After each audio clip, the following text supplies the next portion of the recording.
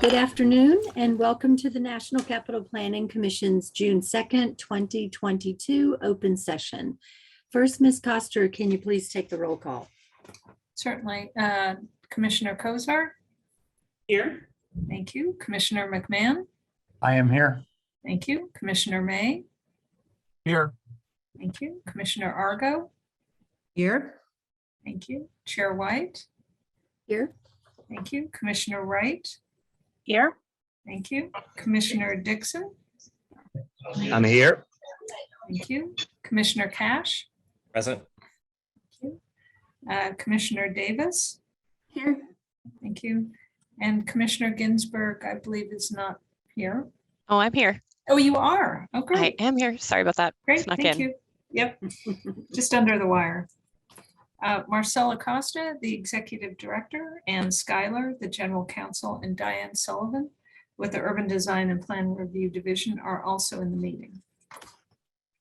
Thank you. Noting the presence of a quorum, I'd like to call this meeting to order. Today's meeting is live streamed and will be available in a few days as a video on Ncpc's website. If there's no objection, the agenda as posted is adopted as the order of business. And now we will play a short video clip of the Pledge of Allegiance.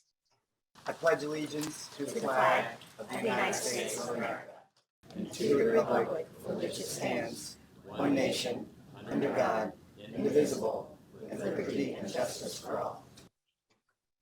As a reminder, Ncpc's offices are currently under renovation, so Ncpc will continue to conduct its meetings online until this work is complete. We also are continuing to monitor public health requirements for in-person gatherings.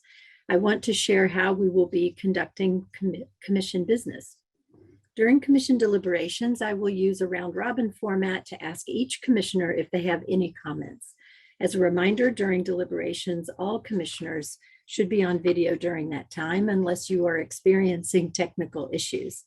At other times, when commissioners wish to be recognized, they should unmute and ask to be recognized. Next, item number 2 is the report of the chair. Today, I just want to note we have a very busy agenda. We will be reviewing a major development project that is on federally controlled land, but developed privately with a variety of private sector uses, including housing and offices. And we will be looking at several different plans and projects along the Anacostia River. Agenda item 3 is the report of the Executive Director, Mr. Acosta. Thank you, Madam Chair. Good afternoon. I have several personnel announcements today. First, we welcome 3 summer interns, if they would turn on their cameras. First, we have Ashna Singh. Ashna is a rising junior at the University of North Carolina, pursuing global studies, city and regional planning, and African American studies. She joins the Office of Public Engagement to assist in research and development for our upcoming Centennial projects. Welcome, Ashna. Amnia Matthews is a second-year student at Virginia Tech, working towards a bachelor's degree in smart and sustainable cities. Amnia will assist our policy and research division on our Beyond Granite and Comprehensive Plan initiatives. Welcome, Amnia. Could turn on your camera. All right.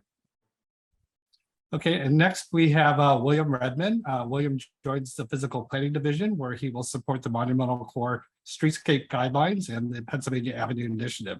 William is pursuing a Master's of Urban and Regional Planning at Virginia Tech. Welcome on, William. Thanks, happy to be here. Great. So we welcome all of you to NCPC. Finally, we say farewell to Deborah Dixon, NCPC's Director of Administration. After nearly 40 years of combined active military and civilian service, including 5 years here on the commission, Deborah will retire later this month.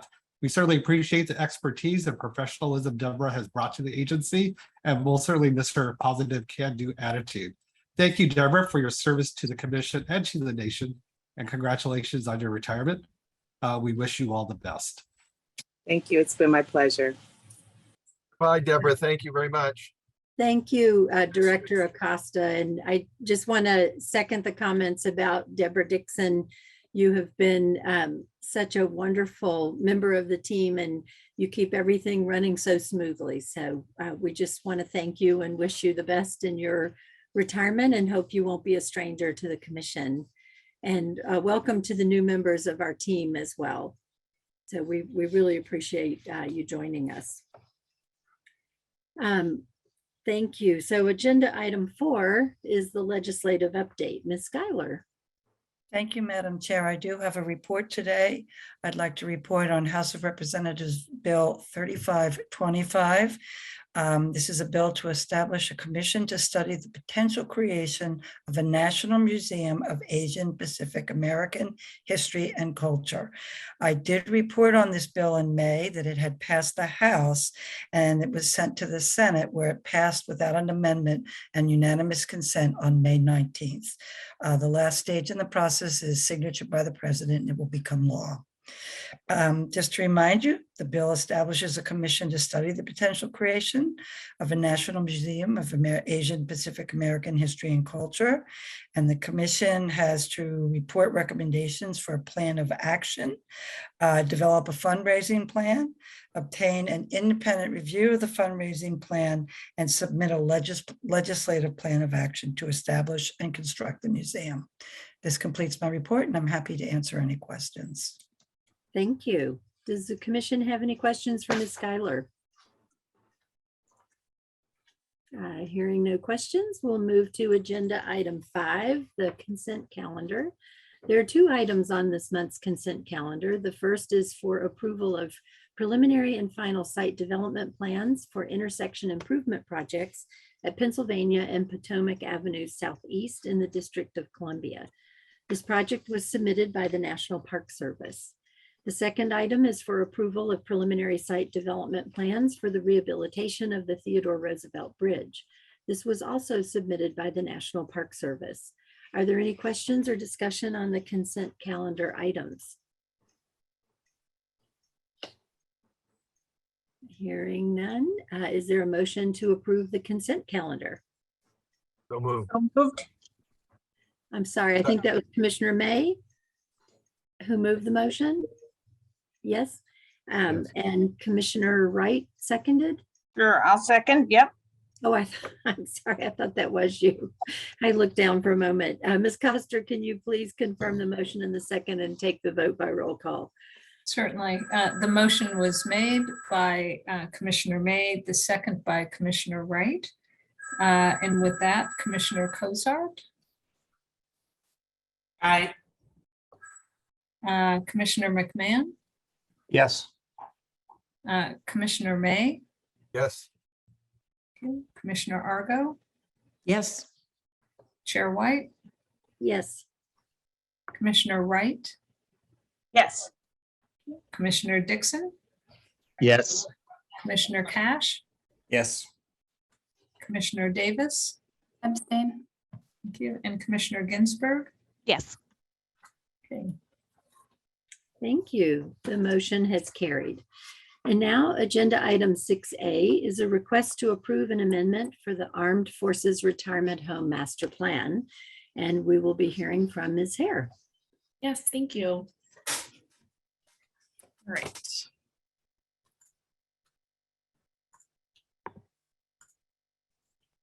All right, can you see the screen? Yes, we can. Great, thank you. Good afternoon, Chair White and members of the Commission.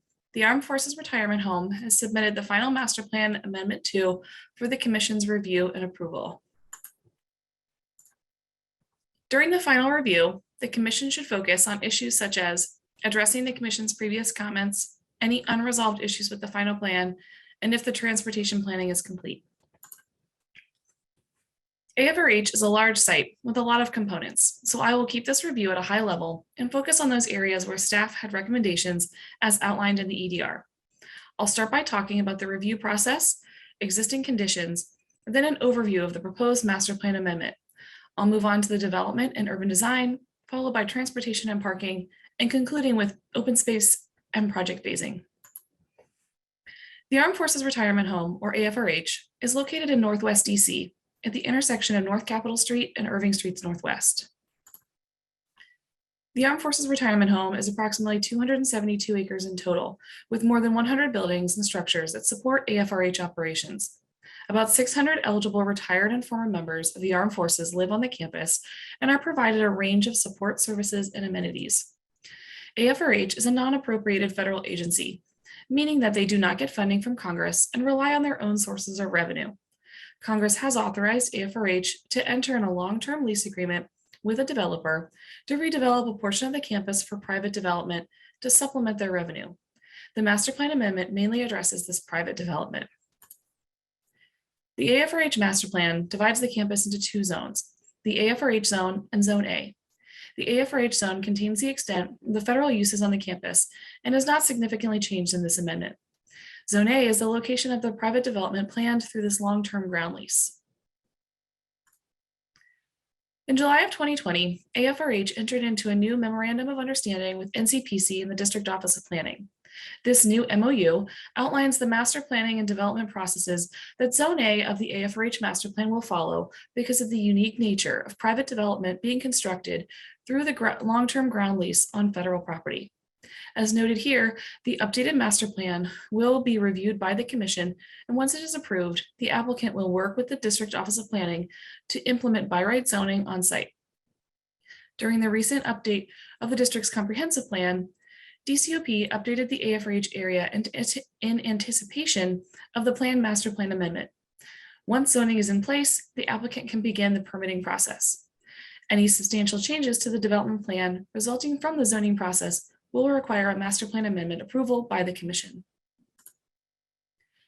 AFRH has the Washington Hospital complex to the south that includes the Veterans Hospital, and the McMillan Sand filtration site is further south. To the east is the Catholic University of America and the Brookline Metro Station. To the north are two historic cemeteries. To the west are residential neighborhoods including Parkview, Petworth, and Columbia Heights. The existing campus has a variety of spaces and buildings and is also situated at the second highest elevation in the city with dramatic views. Moving from the upper left to the bottom, you have the main entry in the northwest corner of the site that provides access to the Lincoln Cottage, Visitor Center, and the main AFRH facilities.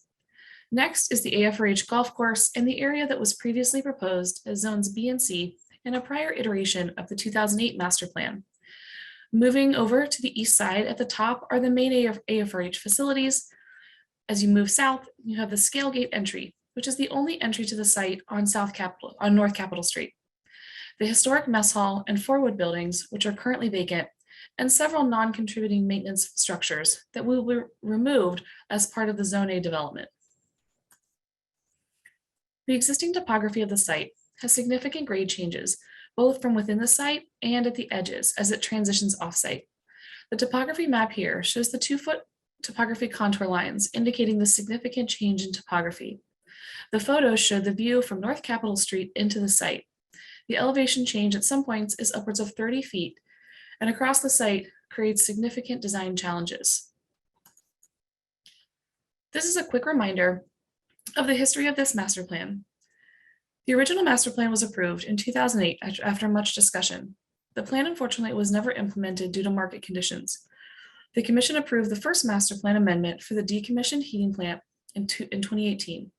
Since that time, the applicant issued an RFP for Zone A, selected a development team, and entered into the new MOU with Ncpc and DCOP.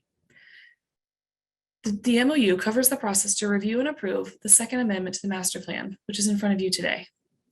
After approval of the master plan, the applicant will work with the District Office of Planning to implement zoning. The zoning process will also include a referral to the commission for approval in the future.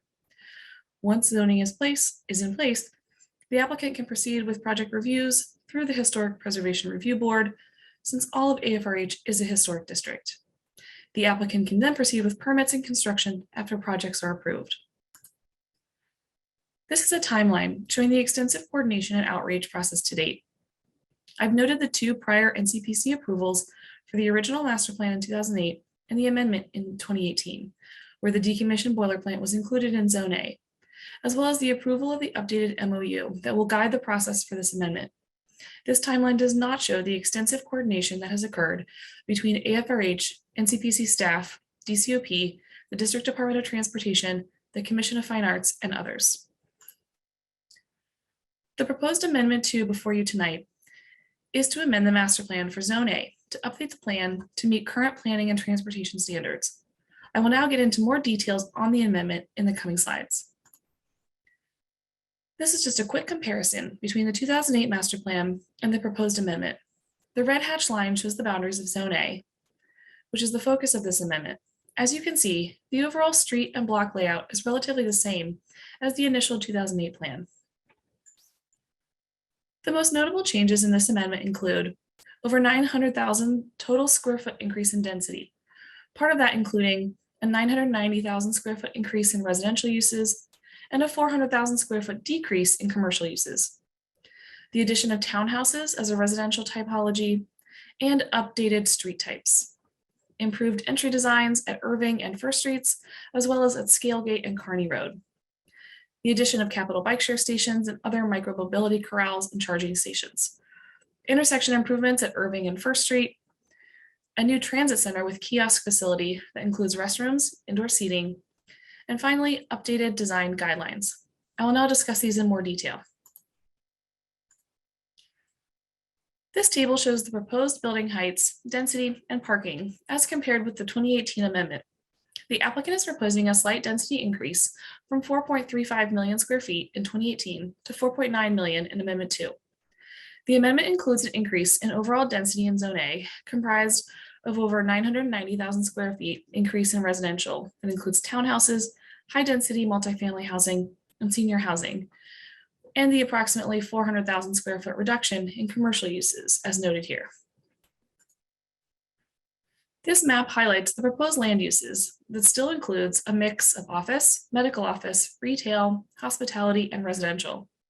As you can see here, the residential is the yellow-orange color and is mixed between larger buildings and townhouses, which are a new housing type in the amendment. The commercial uses are dispersed throughout the site, with all blocks facing Irving, First, Pershing, and Scalegate having the option for additional retail.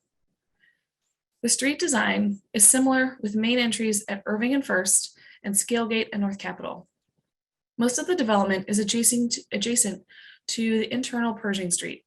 In addition, the plan will include a percentage of affordable housing that will be addressed by zoning in recognition of both the district's affordable housing goals and the Biden administration's goal to increase affordable housing nationwide.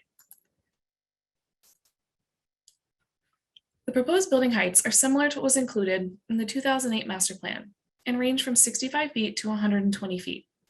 The heights use the existing topography to reinforce the important view sheds. The buildings in yellow at the northeast corner of Zone A will range from 90 to 100 feet. The light blue buildings in the center and on Irving Street are limited to 65 feet. The buildings adjacent to the Capitol Cloverleaf at the southeast corner of the site are limited to 120 feet, and the building at the western side of Parcel D is limited to 75 feet. Amendment 2 continues to prioritize the important view sheds established in the 2008 master plan, and the street and block layout and building heights continue to respect established view sheds such as the U.S. Capitol and the Basilica of the National Shrine of the Immaculate Conception. The view shown here is from the Scott statue in the AFRH zone toward Zone A. You can see the tower of the Forwood building in the distance. One of the improvements to the site plan is the design of the Scalegate entrance. This is an important entrance because it is currently the only entry from North Capitol and it will become a significant gateway into the site. The map highlights the proposed entry at Scalegate and North Capitol Street. The applicant designed the new terminus of the Scalegate entry at Kearney Road to focus on the historic Forwood building and mess hall and to preserve a significant tree-lined area along Kearney Road. This detail of the Scalegate and Kearney Road design shows how it creates a unique terminus view of the Forwood building, noted here, with a small park that opens up the view to the mess hall. The design preserves several large trees that line Kearney Road.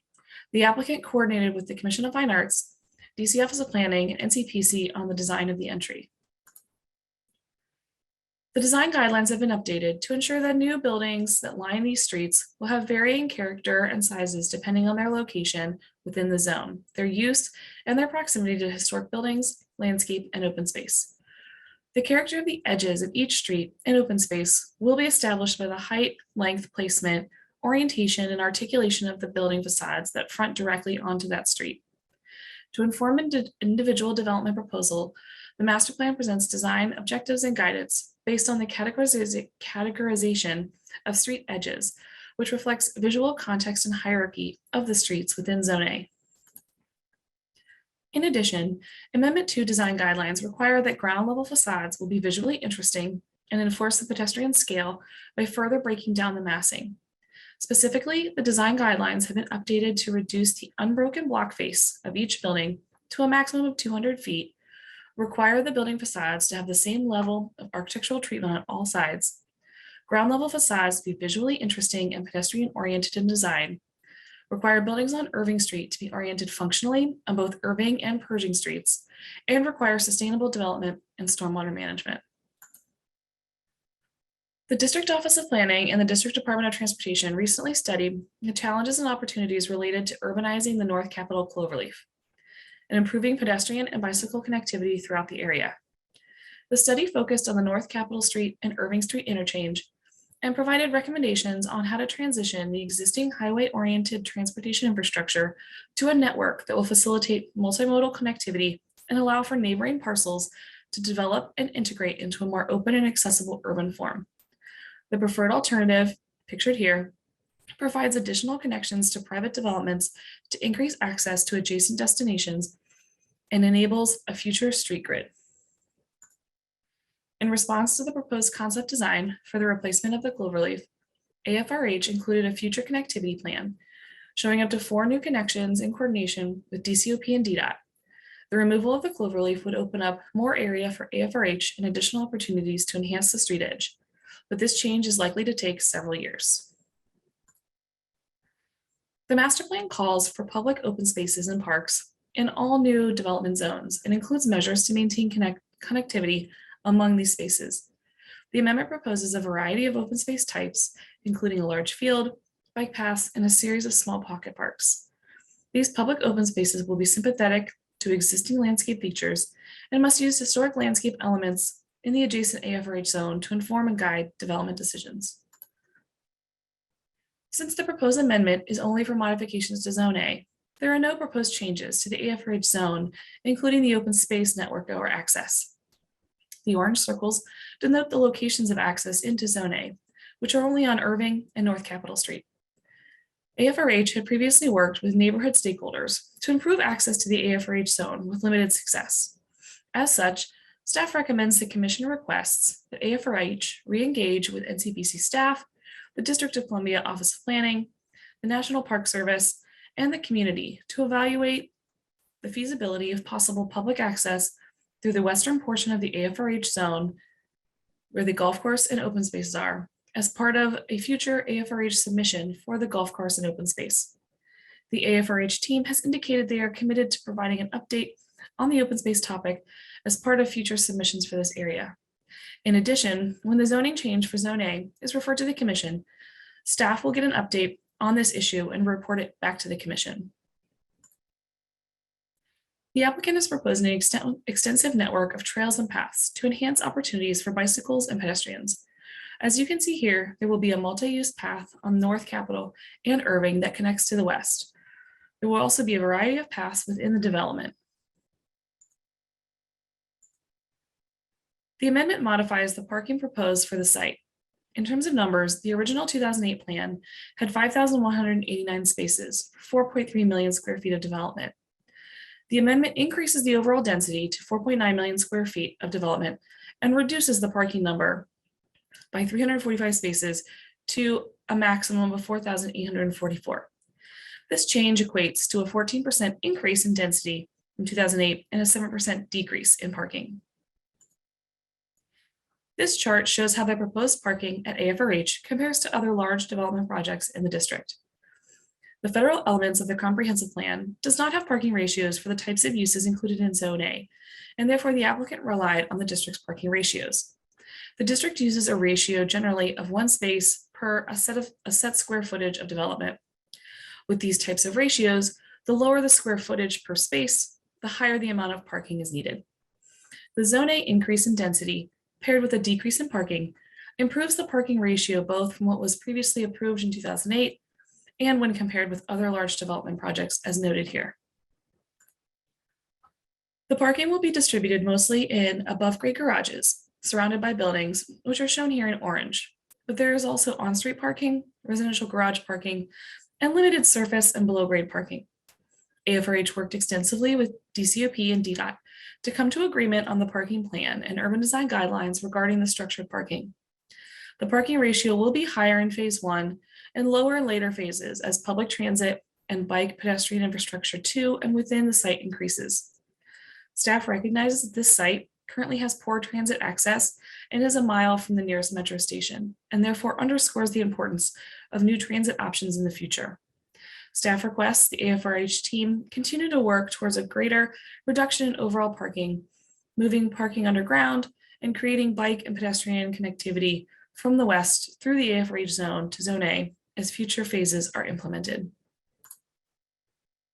The existing circulation pattern of the site, with meandering tree-lined 2-lane shared use roads with off-street parking, formed a character-defining element for the future roadways. The applicant is proposing to maintain the shared use emphasis of streets within the site to preserve a consistent historic pastoral character or urban streetscape as applicable. Streetscape within urbanized areas will be designed to safely accommodate high volumes of foot and vehicular traffic, while roads that wind through the home's open spaces will be narrow, bending, tree-lined rights-of-way to reflect the character of a rural road. This is of particular importance in the AFRH zone and around the pasture in Zone A. The new streets and street sections proposed in the master plan will complement the existing street network to serve new development in existing buildings. New streets will retain existing street patterns and alignments to the extent possible and include the use of brick sidewalks, granite curbs, quality street lighting, and sizable street trees. The applicant coordinated these new street sections with Ncpc and Vdot to ensure that the streets meet district standards. Here you can see the streets will have separated off-street pedestrian and bike paths. The amendment proposes 3 vehicular connections with Irving and North Capitol Streets, highlighted here in yellow. The number of connections will increase if the cloverleaf interchanges are removed in the future. This diagram also shows the variety of streets and paths within and around the development. The red denotes prominent off-street bike paths and trails.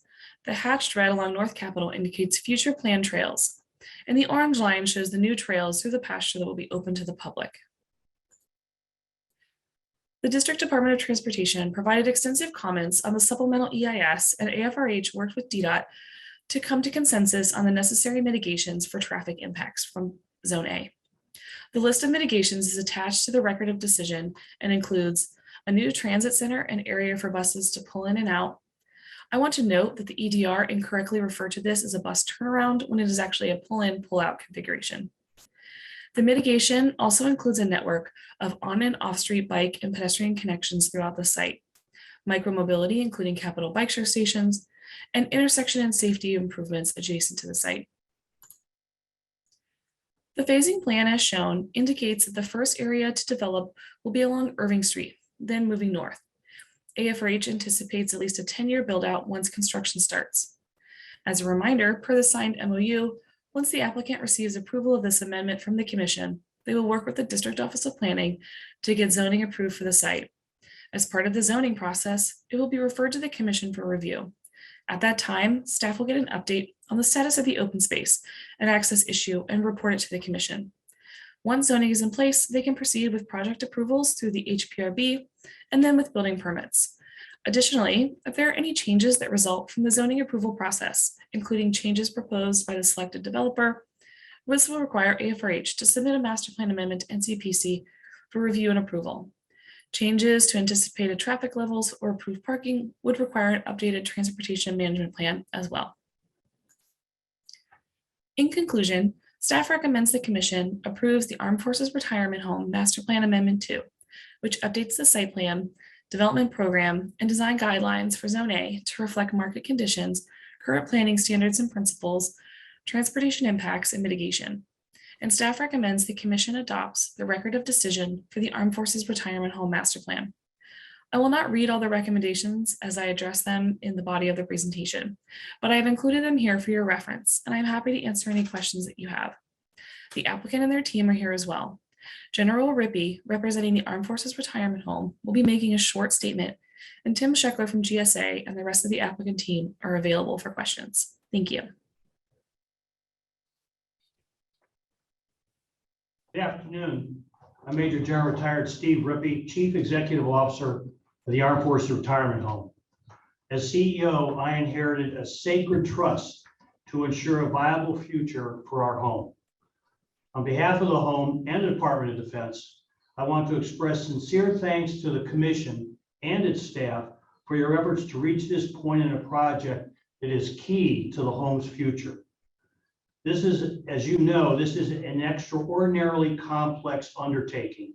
So complex that it is easy to get lost in the forest of details and forget why the home is doing this in the first place. Our sole purpose is to care for enlisted veterans of our nation's armed forces.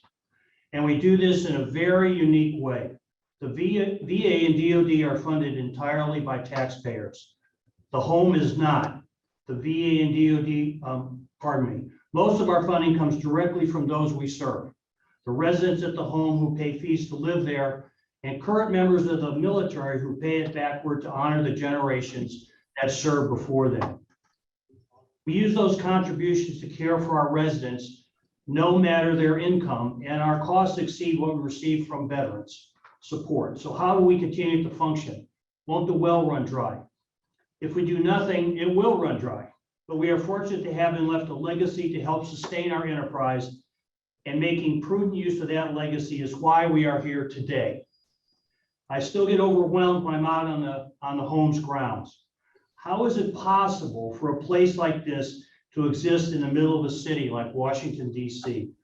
So I can understand those who see all this and think, why not carve this bit off, or open this piece up, or add a little more there? No one will miss it, and there are so many needs to fulfill. As the home's leaders, we are entrusted with these precious gifts to sustain those who have sacrificed for our country. That trust consumes us. This project cannot fill every need, cure every ill, or exceed every goal. But it does give us optimism for a better future and excitement to get moving. We hope our partners, neighbors, and friends feel the same and will help us share in the burden of duty to those we serve. Thank you very much for having us today. Thank you very much, General Rippey and Ms. Hare, for your presentation. I really appreciate you taking us back through the history of this project and reminding us of what the initial reviews were and the goals. So thank you for that thorough presentation. We have 3 people signed up to speak today. But before we get to that, I want to ask the commissioners, do you have any questions for Ms. Hare or General Rippey? I do, Madam Chair. I just want to ask about Mrs. Arrington, about the golf course. And I wish they would let me know is it going to be brought back and what's happening with it.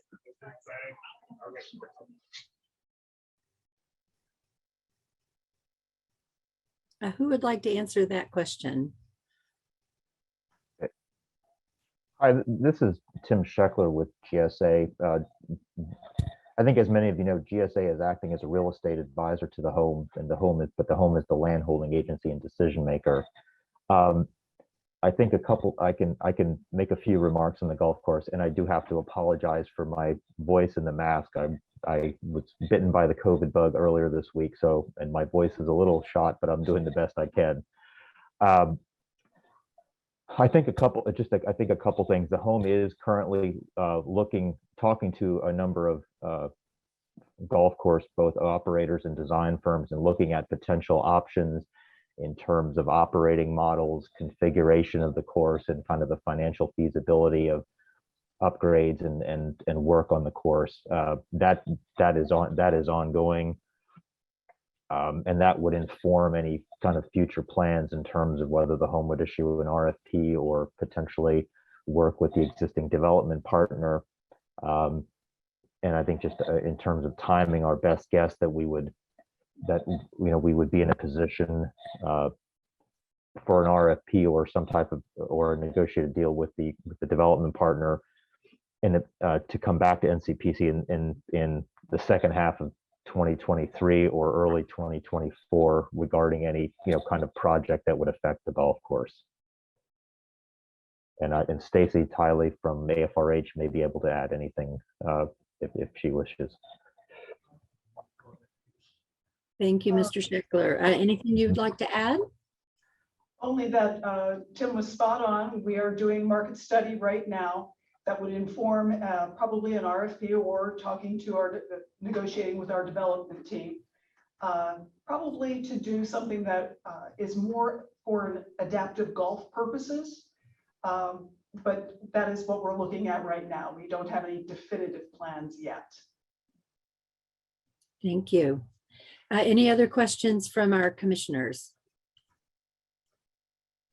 Commissioner May. Yeah, I do have a question. There was a slide, Ms. Her, that you in your presentation about future intersections. I don't know what slide number that was. It wasn't something I think that we got in our advanced version of it. Could we possibly bring that up on screen? Sure.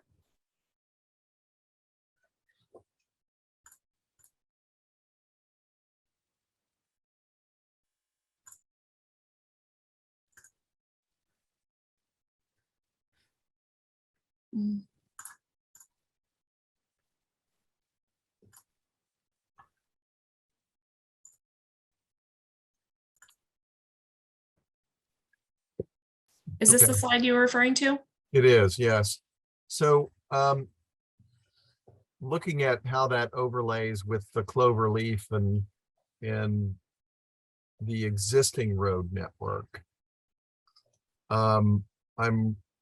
is there a reason why some of those connections cannot be made in advance of the reconfiguration of the clover leaf? Is there some technical reason why that's not possible? Because it seems like at the very least, the westernmost connection could be made. Maybe the other ones cannot. I believe actually the westernmost connection was addressed in a prior master plan review. I don't remember if it was 2008 or 2018. It's too close to the Cloverleaf on-ramp as it merges with Irving Street. I don't want to speak for Vdot, but I believe it was Vdot that did not want that connection with the Cloverleaf in place. Okay. That's correct. All right. Yeah, I'm familiar with their distance requirements for intersections. And is there, I'm sorry if I missed it, but did you say when the cloverleaf removal might happen? Many, many years. I don't think we've gotten an estimate from the district, but the work that they've done initially is just basically a concept study. It's a feasibility almost analysis, and there's significant additional study and design that needs to take place with in conjunction with federal highways and additional cost as well. So I believe the district is committed to moving forward with those steps, but it will take many years. Okay, thank you. That's it for my questions. Thank you. Any other questions? Hearing none, I would like to move to the people who have signed up to speak. And I believe first up is Mr. Hughes, speaking on behalf of the Friends of AFRH. Mr. Hughes, you have 5 minutes to provide your remarks, and welcome. Can you see me and hear me? Yes, sir. Okay, good afternoon. I am John Hughes, chairman and co-founder of Friends of the Soldiers Home. This in many ways is a hard day for Friends of the Soldiers Home. We formed in 2011 in friendship with the idea that, like any friends group, we existed to support the home 100%. Our mission is to connect the community and the home in the spirit of friendship. We have succeeded in doing that. We've had a tremendous decade of success.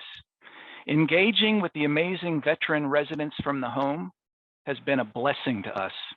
Working side by side with General Rippey, who you just heard from, and the excellent leadership of the home has been a privilege. But today we are forced to publicly acknowledge that gaps remain in this wonderful relationship. We're worried that progress the home has made with its neighbors could be lost. We hope that with NCPC's help and the home's willingness, we can make some course corrections. So back in September of 2018, Vicky, who at that time I believe was trying to become one of the developers on this project, reached out to the Friends of the Soldiers Home board. We appreciated that. When we met, she spoke excitedly, as did we, about access to the development zone through the Randolph Street gate. Now, this is a gate on the west side of the property. It would give direct access to the development zone to people who live in Petworth and other neighborhoods in the area. Nobody from the development team has reached out to us since that 2018 meeting with Vicky. I found out from the NCP staff on May 24th that there would be no such access from the west, pending apparently a security plan. I still haven't heard anything directly from the home on this, however. I believe there is a similar lack of awareness that I had about this among city council members, advisory neighborhood commissions, and community members at large. Now, we at Foch believe the home has the talent in-house to craft an excellent security and safety plan that would allow this access to the development zone from the west. These leaders are accomplished military people. They have successfully completed many more difficult tasks than this. We saw them complete an excellent safety and security plan and a pilot project that allowed citizens to walk, bike, and garden in some of these same areas in the West. They can do it again if there is a deep desire to achieve a plan that can work for everyone. The lack of a security plan after the home has had 18 years to think about this and to put one together is worrisome. The lack of engagement is also a concern. But NCPC, we should try. And that's basically what I'm here today to say on behalf of the board. Let's try.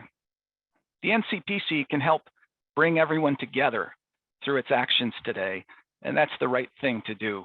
We can quickly ascertain how committed the home is to putting together a world-class plan that protects residents while allowing access. Or on the other hand, we can find out that they just don't want to do that.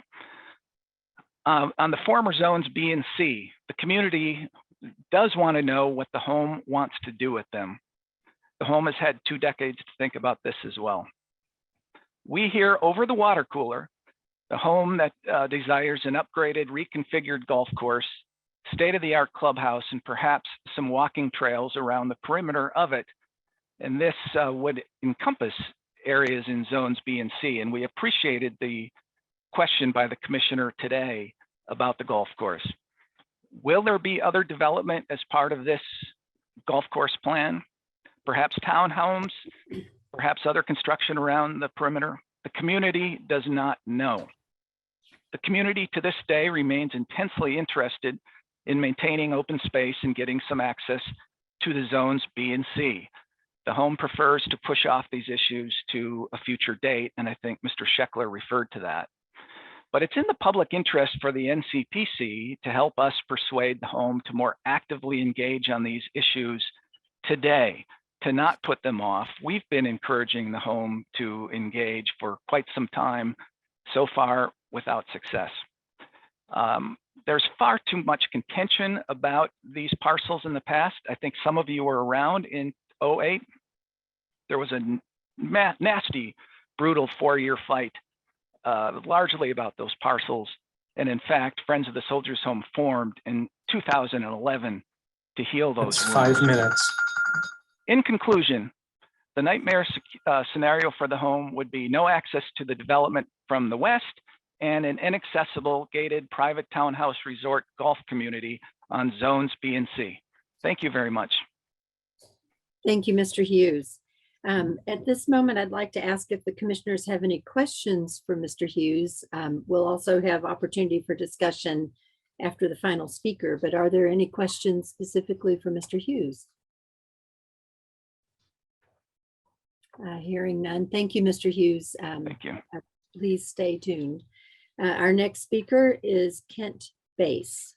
Mr. Bass, you're speaking on behalf of Advisory Neighborhood Commission 1A. You have 5 minutes to provide your remarks. Welcome. Good afternoon. Hopefully you can hear me. Yes, sir. Perfect. I always get confused with all the technology we have today. Anyway, thank you for listening to me today. My name's Kent Bass. I am a commissioner for ANC 1A and SMD 1A08, directly abutting the home to the west. I sent in my testimony. I'm not going to repeat much of it. I do want to refer, however, that there is a recording from a meeting we had with representatives from AFRH in September of 2021. I encourage those of you to watch it. There were a lot of community concerns that were discussed. I think it's very informative and clearly would give you more insight than you're going to get today from just 3 members of the community testifying.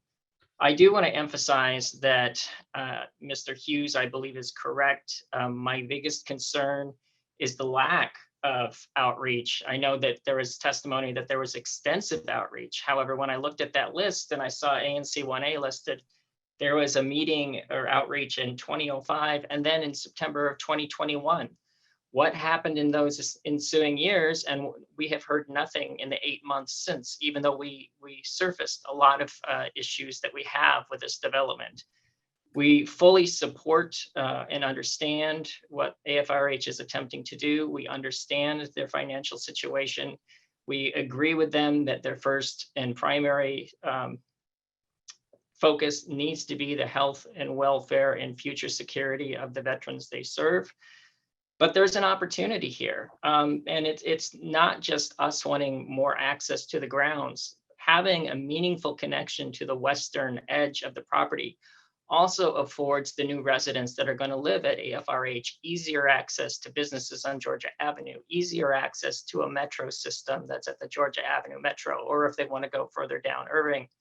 So this is a mutually beneficial thing, and yet that there's been no willingness to engage on us in an ongoing and meaningful way is just a bridge too far. I encourage you to table this decision until there's firm commitments that there's a willingness to work with the surrounding community.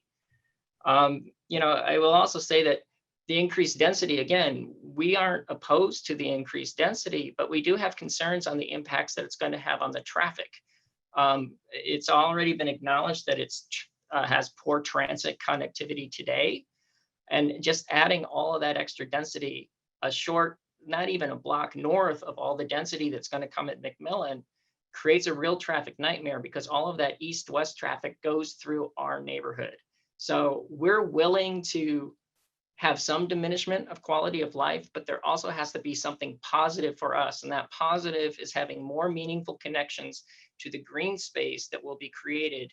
And it has been purported to be for community public use. But if you look at the way that this whole development is designed, but for a gate surrounding it, it's designed as an inward-looking gated community. It gives a very clear indication that any public spaces are for residents who don't live there today, and certainly not for the residents who do live around the home today. That, frankly, that's insulting. And I will just leave with another concern is that they've talked about affordable housing. I think we all need to be honest, that term is meaningless unless you're willing to tell us how many units they are and at what affordability levels.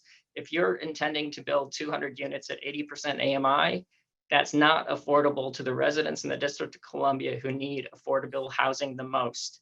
Like, that needs to be a commitment, not just something that's pie in the sky. We'll figure it out when we get to the Office of Planning. So those are my highlights.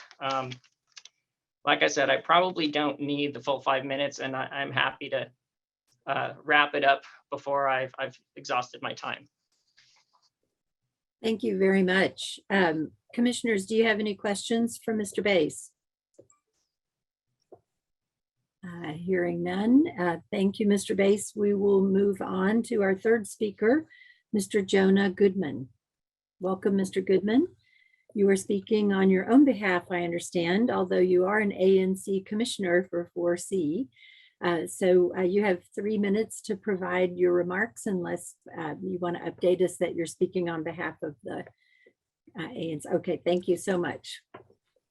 Good afternoon. My name is Jordan Goodman. I am the ANC Commissioner for 4C10, which I'd say we have the pleasure of being immediate neighbors on the north side of the Armed Forces Retirement Home, North and West, and our amazing neighbors who are the veterans on this campus. Petworth, which I represent, and Parkway, which my colleague, Commissioner Bays, who just spoke, are some of the closest communities to our new neighbors who will call this development home. I want to echo Mr. Hughes' comments here and share why connectivity is critical to Zone A's success. I'm here to request that we more strongly codify the request in the executive director's recommendation to, quote, work towards creating this bike and pedestrian connectivity and as future phases are implemented. This project is bordered on North Capitol and Irving Streets. Both are either inaccessible for pedestrians or absolutely inhospitable to them. I appreciate that the project moving forward means more equitable and accessible interchange at that Cloverleaf, but many of the communities that will come here or that these residents will go to are on the north and west. I want these new residents coming to enjoy hitching post and slash run just outside of the main Eagle Gate entrance in my SMD. But to walk the perimeter via the only route with sidewalks means walking 1.5 miles to 2 miles, depending on where in Zone A these new residents will live. The master plan history says development in Zone A was intended to create sustainable, walkable community, and Amendment 2 has, quote, several pedestrian improvements and streetscapes within Zone A will be designated to accommodate, quote, high volumes of foot traffic. Without connectivity to the surrounding communities, this will be an isolated and car-dependent neighborhood. A walkable community that is largely fenced in is a community only accessible by car and conflicts with the desired outcome of Amendment 2 to create, quote, high-quality urban neighborhood and to reduce parking needs. We know that income and age have direct connection to vehicle ownership and usage. With both senior and affordable housing being included in this project and both very much needed, we have to design systems that allow all residents to connect to the communities and amenities beyond Zone A for them to thrive here.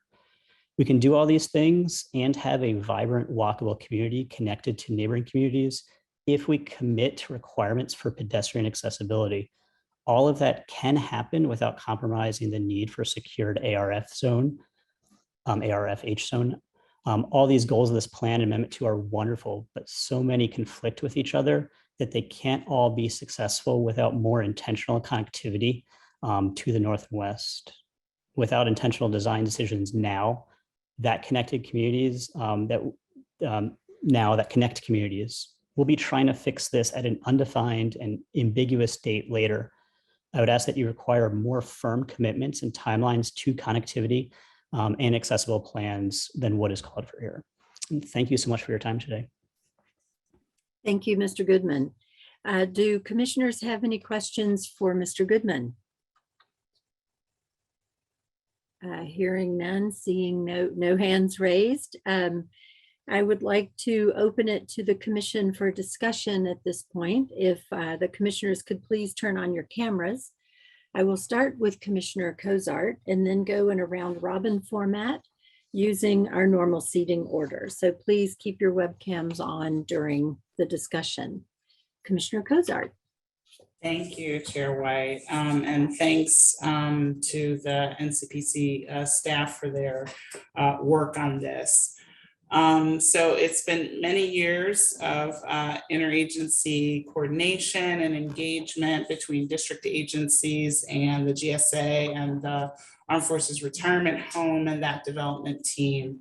And lots of conversations and back and forth, but it's really yielded some strong progress on some key areas that were identified during the 2018 Master Plan Amendment discussions.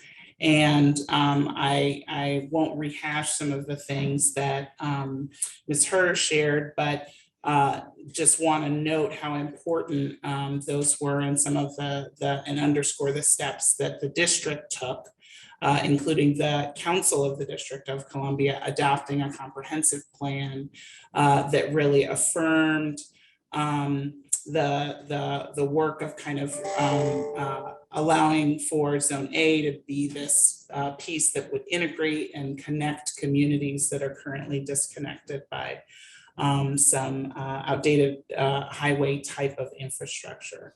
And also the work that came out of the Cloverleaf urbanization study that Ms. Herr referred to is being built on under Mayor Bowser's leadership, which includes the Build Back Better Infrastructure Task Force, which is looking at this, among other places, looking at this particular intersection at North Capitol and Irving to really put together sets of resources and priority. People concerned about the traffic impact of these new apartment buildings they're going to build on the land.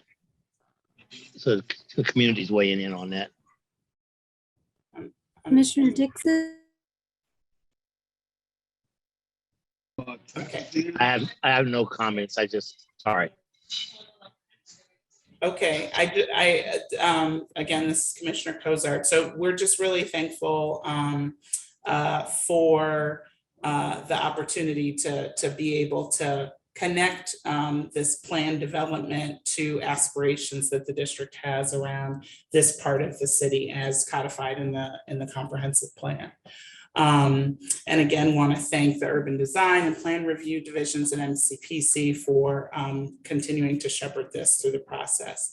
As we look forward, OP is interested in ongoing coordination with the Armed Forces Retirement Home team and partner agencies to do that development or develop the zoning for that redevelopment area and steward it through the work that the Historic Preservation Review Board is going to do. As those parcels are individually redeveloped, the urban design and transportation management, as has been highlighted, is really crucial. And we have to get it right if we want to integrate this part of the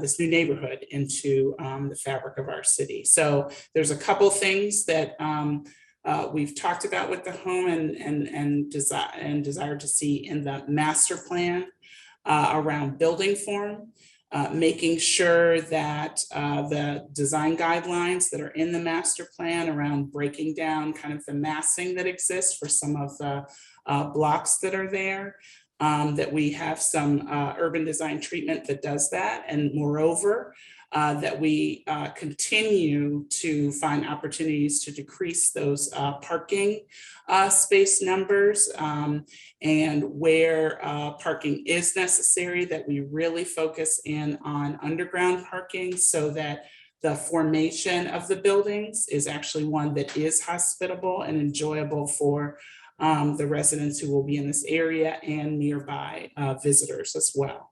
This is really pretty important as it relates to the buildings that are going to be fronting North Capitol, as well as those that are going to front Irving Street.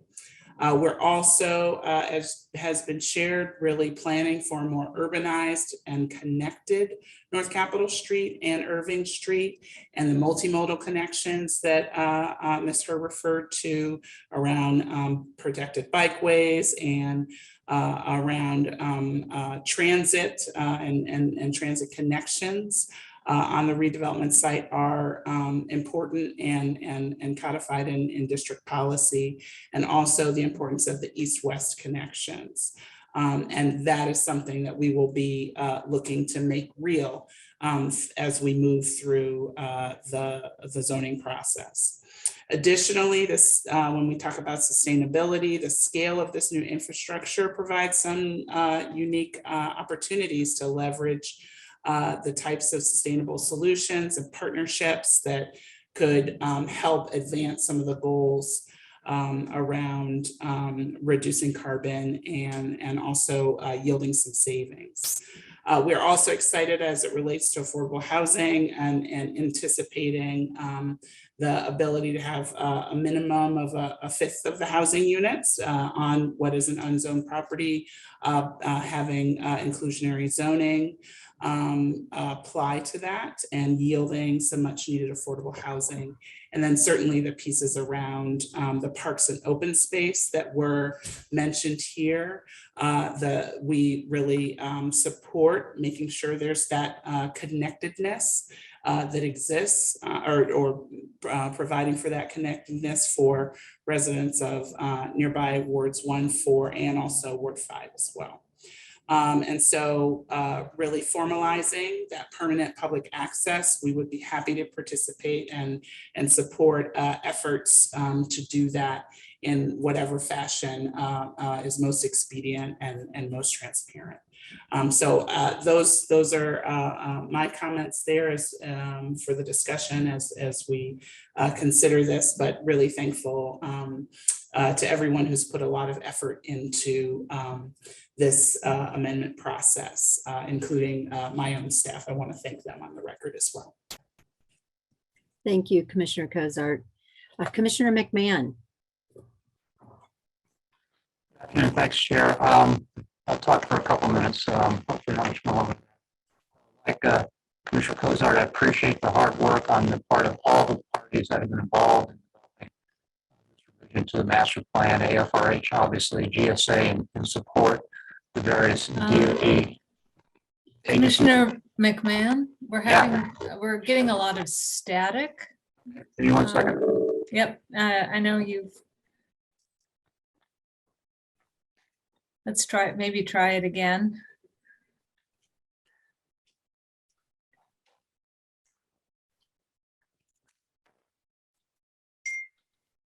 All right, how about now? That sounds great. Thank you. Thanks. I apologize. We have found out, at least in my agency, that the life cycle for these web cameras is less time than what I've had mine here, even though I started after COVID. So we will go with the headphones again. Just talk for a couple minutes. I also want to thank the various parties who have participated in development of this master plan revision, starting with AFRH, their team, support from GSA, obviously the various DoD agencies and the local community, along with NCPC.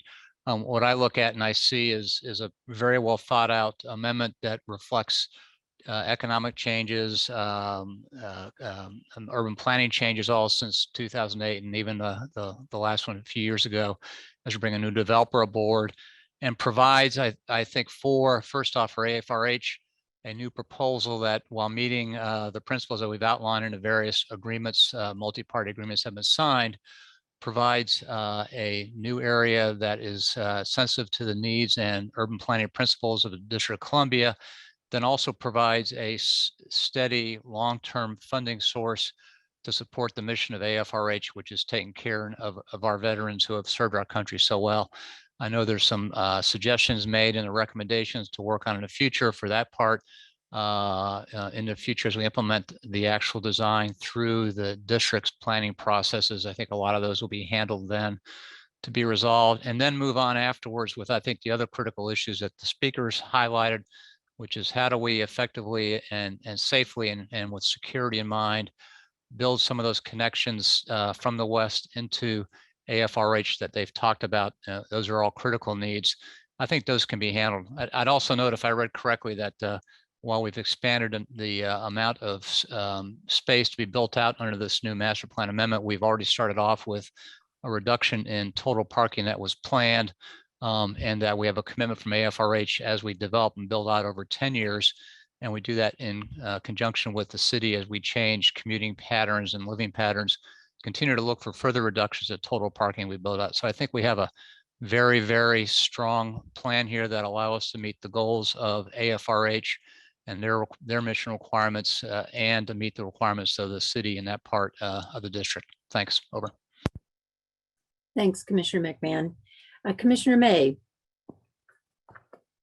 Thanks. I appreciate getting an update on this and seeing how the plan has changed. I have to say, I mean, I was one of the commissioners who was present at the first hearing in 2008, first time we took this matter up. And that was about as contentious a hearing as anything I've experienced in my 14 plus years on the commission. And that was really disheartening when it was happening. And we don't have the same parade of public testimony in this hearing as we had back then. But the things that were said by the members of the community who testified are very similar to what we heard at great length in 2008. And I can't tell you how disappointed I am that this continues to be a theme. I thought that it's hard to remember what happened 10 years after that in 2018. And I know it's, the plan got updated and approved again. And I honestly don't recall what the community comments were back then. I don't have my notes from that meeting. But it's just really disappointing that what came out of the earliest discussions was eventually a friends group that was trying to engage directly with the Armed Forces Retirement Home leadership to help guide the development that would happen in Zone A and the other zones, but also to try to open up this very substantial reservoir of green space in this part of the city, in an area where I think we know from past planning efforts it suffers from a lack of neighborhood park access. And even though there's a lot of green around there, it's not all public access parks. So it's disappointing that this continues to be a theme. And I'm hopeful. Am I hopeful? I don't know if I'm hopeful or not. But I do want to believe that the issues can be addressed, and that the Armed Forces Retirement Home can take the steps that are necessary to provide the access to this green space that would be such a benefit to the surrounding community. I will say about, and when it comes to the development itself, there are a couple of things that I think are still quite striking about it. And again, I don't know if I'm being consistent with what I said before, or whether this is just what's dawning on me now. But as we get closer to this happening, it becomes more of a concern. And that is that this development is rather isolated. It's in the middle of a lot of things, but it is bounded by two major roads on the south and east, and the necessary connections. And I'm not just talking about the pedestrian connections, which we heard testimony about, but even the vehicular connections are lacking for a development of this size. And I'm hoping that by the time the development itself occurs, that much of the planning and reconstruction of the intersection at North Capitol and Irving will be done or on its way to be done. Because if this thing gets completely built out and there are just those couple of access points, it's going to be like getting in and out of a not very well planned, suburban town center kind of development where you have to queue up for, 3 or 4 cycles of a light to be able to get in or out. Because that's the way these things wind up happening, because they have these control intersections and they are designed with lengthy light, time signals and, big lanes and slip lanes, and they're not pedestrian friendly, and they still wind up with long queues of cars because they're not porous enough. And I think that's, the feeling I get is that this is just not porous enough. I know that a lot of this stuff is water under the bridge, right? So I'm not trying to revisit the previous approvals. I'm just saying that as we get closer to an actual development, these aspects of it have to be front of mind, increasing the public park access and increasing vehicular and pedestrian access, so that it doesn't feel like something that's completely foreign, completely isolated.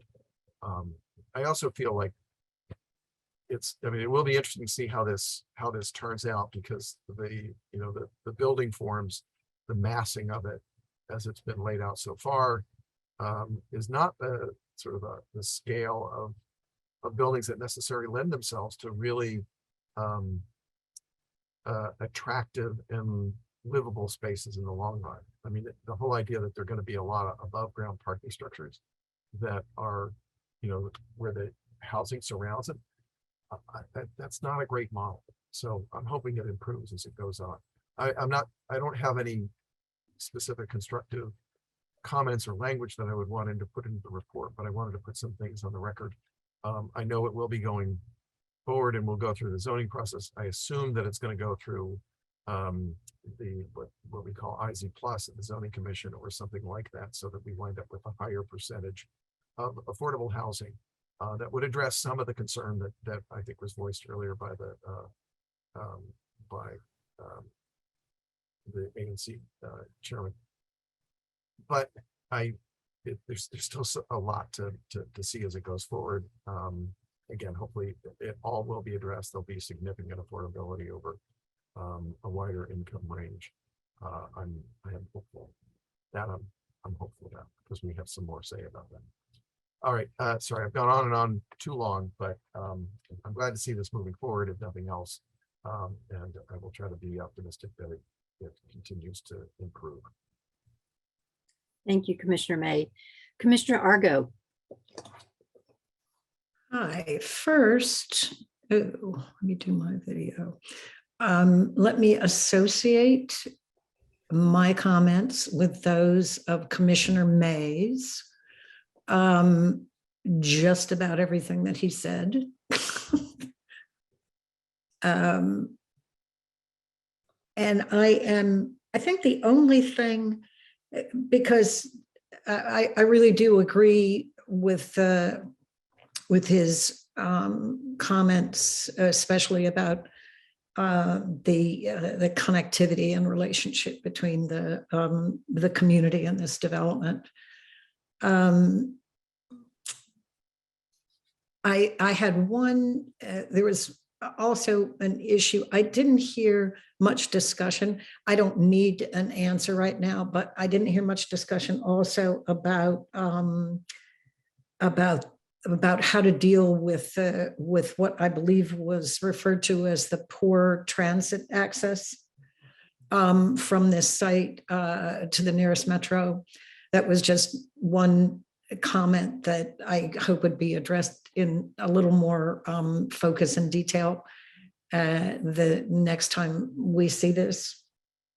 And I think that's it. I think it was it's an ambitious project, and I'd like to see us very closely connected with it as it develops further. That's it. Thank you. Thank you, Commissioner Argo. Commissioner Wright. I was not here in 2008. I came right after that. I am going to cede my time. This is a little bit of an oddball thing for GSA. I'm going to cede my time to Tim Scheckler, who has been advising and guiding the home through this process from GSA. Tim?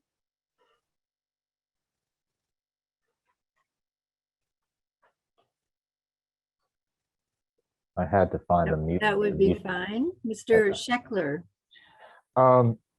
Yeah, I think I can. There are a couple things we can talk to, and again, we can also. I suspect there may be more discussion at the end. The home is there's a lot of apples in the air, if you will. There's a lot of balls to juggle here, a lot of competing interests, and I think the home has taken the position that we're trying to address as many of them as we can. I just want to comment on I think a few items. One is I think just in general is I think the relation, and Peter may reference this, I think, and I was part of the hearing in 2008, and I agree that was somewhat of an out-of-body experience. But I think the relationship between the home and the surrounding communities has greatly improved in that time, and I think the relationship is moving in the right direction. I think the home has done a number of things to try to help address and listen to the community concerns in terms of the access, particularly access from the west.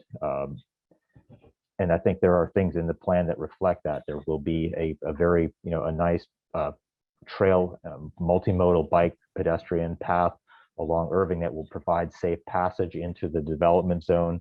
I think there's, in terms of some of the relationship with community groups, in terms of volunteer opportunities on the campus, as well as the home hosts a number of public events to try to open the grounds on the way that it can, has also been greatly improved since that prior time. I think there's a couple other issues. I know that traffic, certainly when we talk to the community groups, I know traffic was a significant issue, and we understand that. There's a couple points to make there. I think as several people have noted, there is a drop in parking, even though there is an increase in density. I think that's primarily given the shift from less office and more residential. That reduces the trip demand, so that we think that is a positive thing. The establishment of a transit station on site, I think that was the access to transit has been a very big part of our discussions with Vdot, because we do kind of sit between two metro stops, and getting kind of non-auto mode or non-auto ways to get to the site will be a big priority. The parking, I think, as I mentioned, it has gone down, and again, I think the development team and the home do not want to build any more parking than we absolutely need to. It's that kind of balancing act. At least initially, there'll be more need for parking. Hopefully, in the end, there will be less need for parking, and we can come in well below that number. And there's also a lot of provision in some of the mitigations that are in the record of decision in terms of bike and micromobility stations that will be added on the site as well.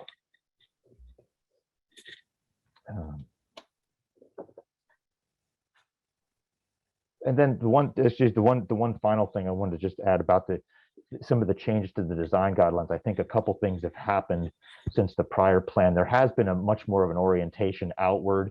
I think the initial plan was more inward focused than this is. Buildings on Irving have been shifted down to the Irving Street edge.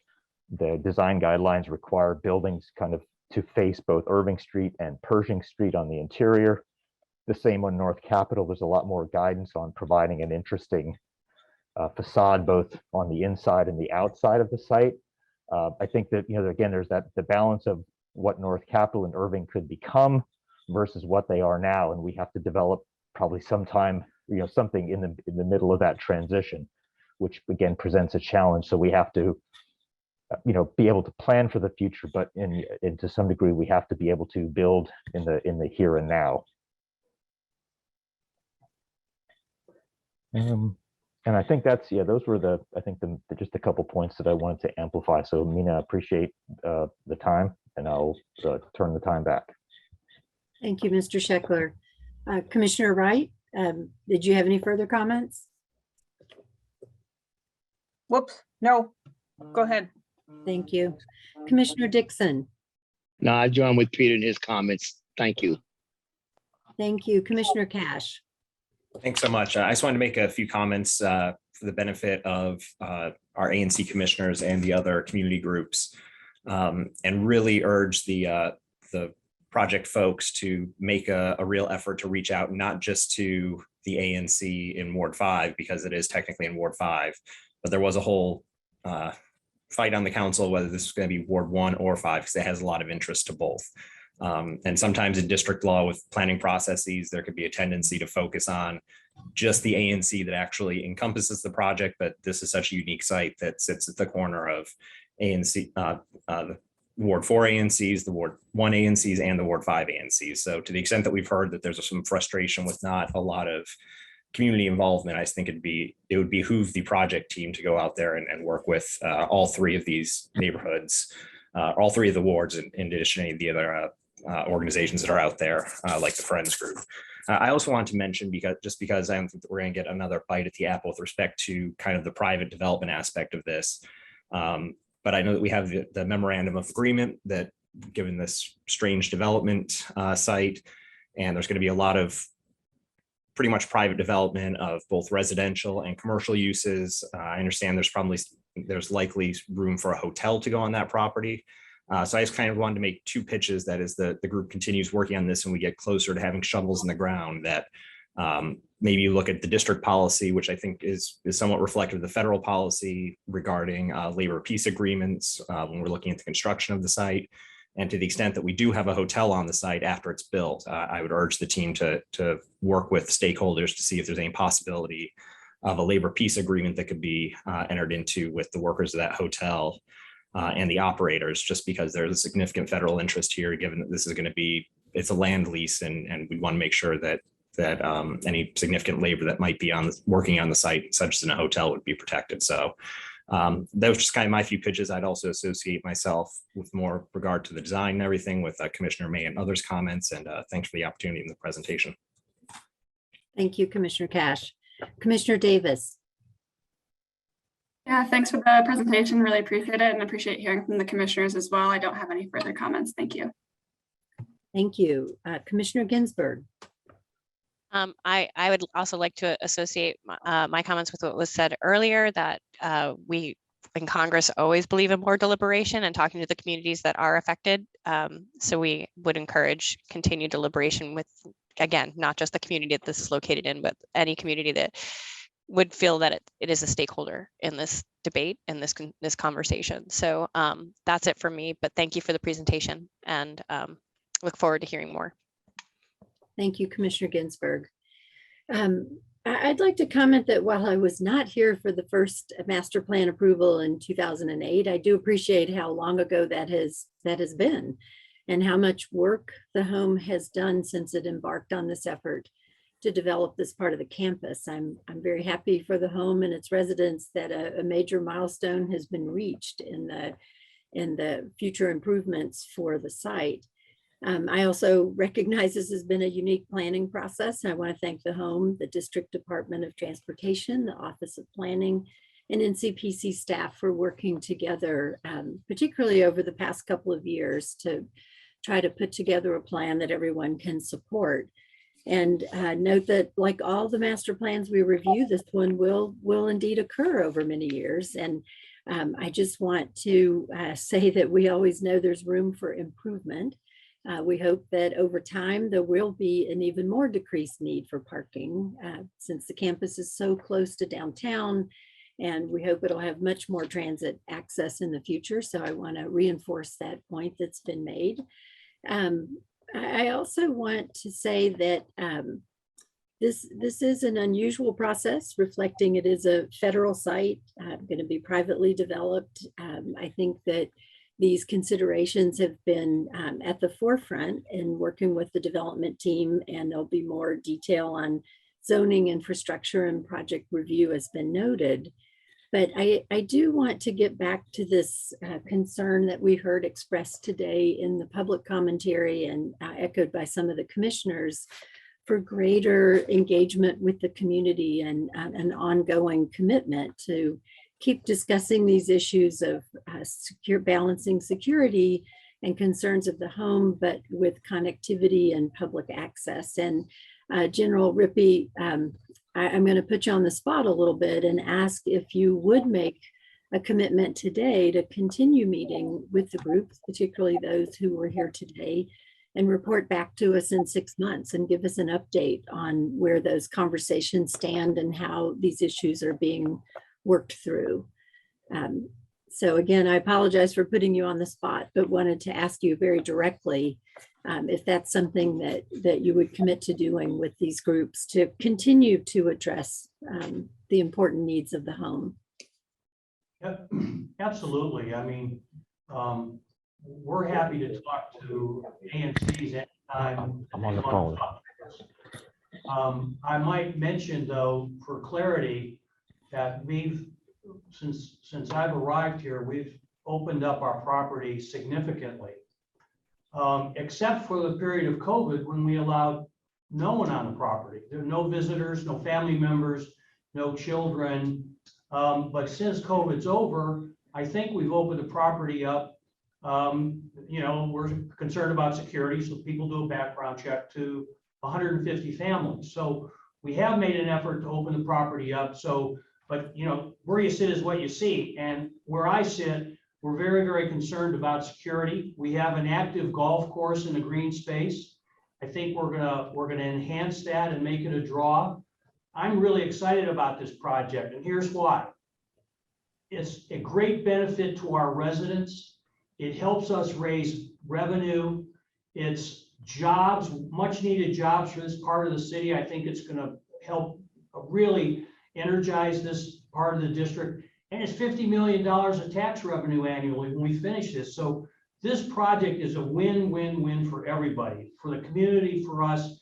And I know there's issues and concerns, and ma'am, we're more than happy to talk to the commissioners about it.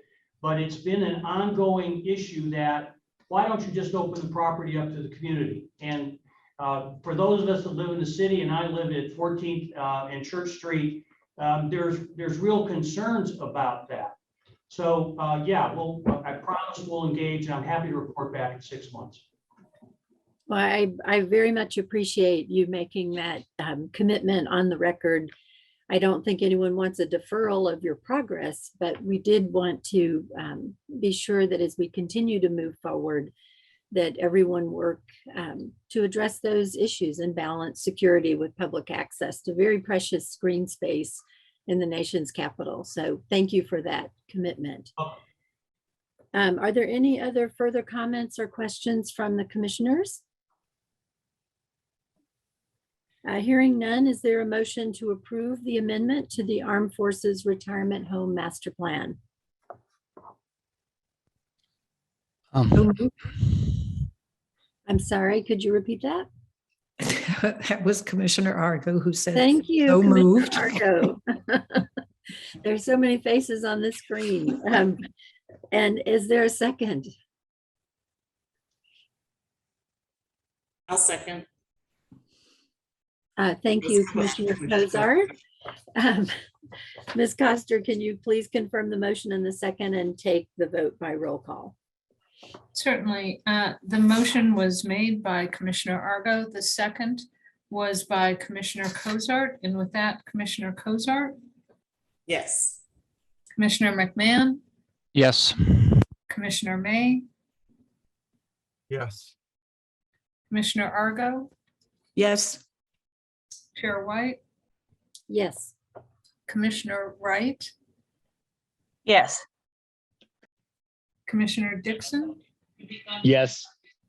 Commissioner Cash, Yes. Commissioner Davis, Abstain. Commissioner Ginsburg, Yes. Thank you. The motion has carried. And again, thank you, General Rippey and the members of the public who are here. And we commit our support to continuing to work on that very important project. Next, agenda item 6B is the request to approve comments for the Sentinels of the Capital District Plan at Joint Base Anacostia-Bolling. And today we're hearing from Mr. Wild. Welcome. Thank you, Madam Chair White. I will go ahead and share my screen.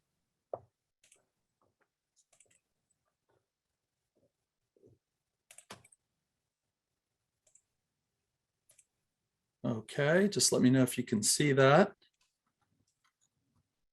Yes, thank you. Okay, great, thank you. Good afternoon, Madam Chair White and members of the Commission. The United States Air Force has submitted a draft plan for one of its planning districts at JBAB, known as the Sentinels of the Capital District. And this plan builds upon the larger scale installation development framework plan, which the Commission previously reviewed this past February.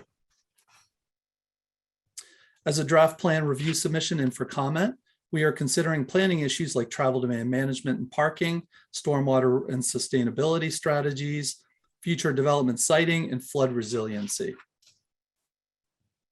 Joint Base Anacostia-Bolling, or JBAB, is situated in Southeast Washington, D.C. at the convergence of the Potomac and Anacostia Rivers in Ward 8, bordered by the Naval Research Laboratory to the south, Frederick Douglass Memorial Bridge to the north, South Capitol Street and I-295 to the east, and the Potomac and Anacostia Rivers along its west side.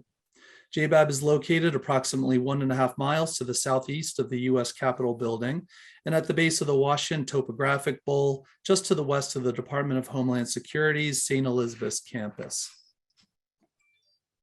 So the Sentinels of the Capital District is centrally located within JBAB between the Anacostia District to the north and housing and community support and bowling districts to the south and along the Potomac River waterfront.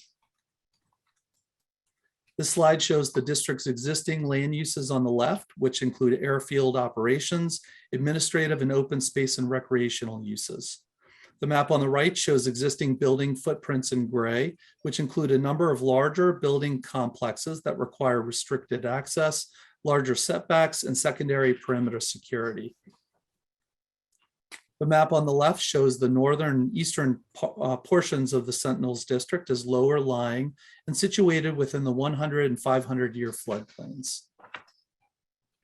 And we note these points in the final executive director's recommendation at the end of my presentation. Here are some planning objectives for the district: to enable mission partners and unique NCR missions, to enhance base security and force protection, and to connect and enhance park-like corridors with trails, open space amenities, and increased tree canopy. And these objectives build upon the JBAB vision statement and installation development plan goals. Here are two of the Sentinel District's plans guiding elements. Its regulating plan on the left, which shows different parcels, and each parcel with a list of permitted future uses and development height ranges. And then the framework plan on the right shows general planning concepts that include a higher density development node along the west side of Chappie James Boulevard in blue, consolidated parking locations adjacent to the DIA headquarters building, and a network of pedestrian and bicycle connectivity improvements along key roadways within the district.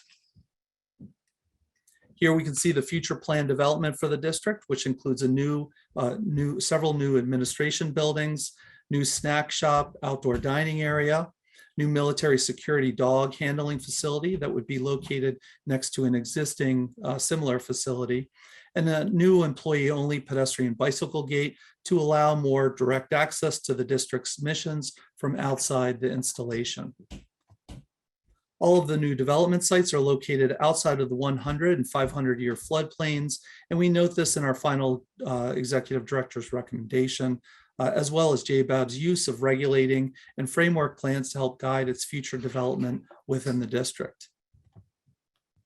So based on our review of the district plan, here are some recommendations that we would like the Air Force to consider as they site, develop, and design future development, such as locating future development as close to Chappie James Boulevard as possible for its urban design benefits, preferably on the site of several existing surface lots.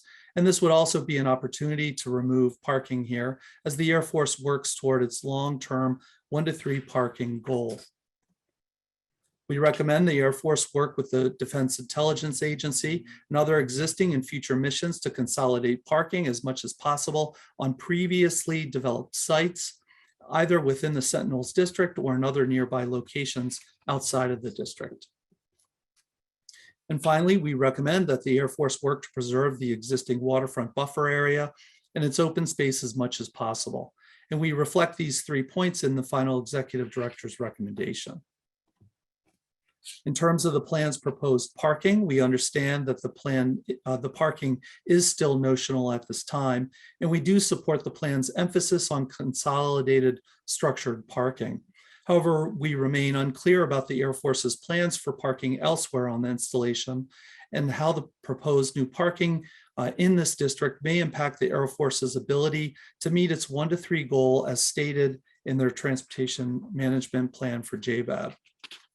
Therefore, we are asking the Air Force to provide us with more information on parking from the other planning districts so that we can have a more holistic understanding, as well as travel demand management information that demonstrates whether new parking would be warranted in light of the installation's transportation goals. We note that the Sentinels district plan does include a strategy to promote compact infill and mixed-use development with sustainable low impact landscaping to reduce energy and water consumption, which we support. However, we would like to see the strategy reflected through more detailed future installation facilities standards, and the Air Force plans to submit its IFS document to Ncpc for review in the fall. In addition, we support the District Department of Energy and Environment's recommendation for a holistic stormwater management approach. And we note this in the final executive director's recommendation. In terms of outreach, JBAB is actively engaged with the local community as they meet regularly through neighborhood liaison groups. And we also recognize that JBAB is situated next to an equity emphasis area as defined by the Metropolitan Washington Council of Governments. And we note both of these points in the final executive director's recommendation. And finally, here's some additional information that we would like to see in the final Sentinels plan, such as future planned transit nodes, which are shown in the installation development plan, proposed tree priority planting areas, and stormwater management sites that may be used to satisfy DOEE's holistic approach recommendation.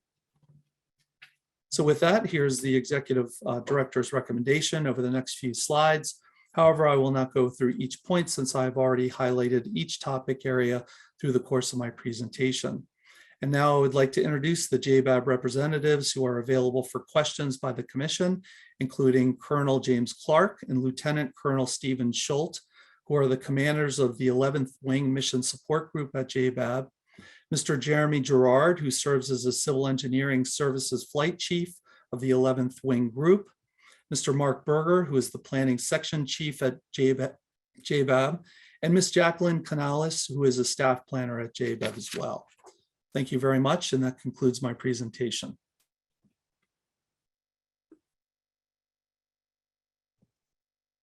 Thank you so much, Mr. Weil, and welcome members of the JBAB team. Glad to have you here today. I will now open it up to the commission for discussion. So if everyone could turn on their cameras, but and why don't, sorry about that, I skipped right over the questions. Does anyone have any questions for Mr. Weil or the JBAB team? Excuse me for jumping ahead. Okay, I don't see or hear any questions, so I will open it up for discussion now. So if everyone would turn on their cameras, I will start with Commissioner McMahon and then go in a round robin format using our normal seating area. Thank you. Commissioner McMahon. Needs to press a button. No, thanks. Good presentation. I reviewed it. I have no questions at this time. Thank you. Commissioner Argo.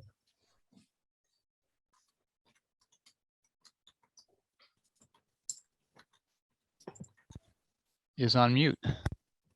Commissioner Argo. Oh, sorry. And wait, later. I'm sorry.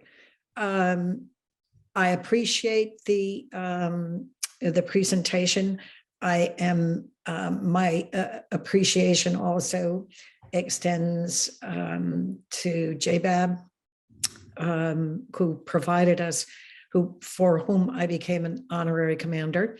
And so I have as an honorary commander, I have a particular interest in the development of the JBAB campus and the things they are doing, especially to improve connectivity with the community and improve some of the ways that they can reduce parking demand on that campus and manage that as well. So I appreciate the presentation and don't have any particular questions at this time.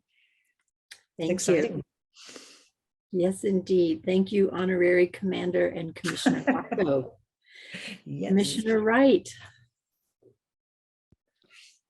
I don't have any substantive comments on the plan itself, other than to say, first, we're glad that JBAB is coordinating with neighbors now. And there were, when we toured the place, this is not a specific comment, but just a more general one. I'm glad to see that there's an effort toward, you can't, let me finish the thought. I'm glad to see there's an effort to think about more trees, and here's why.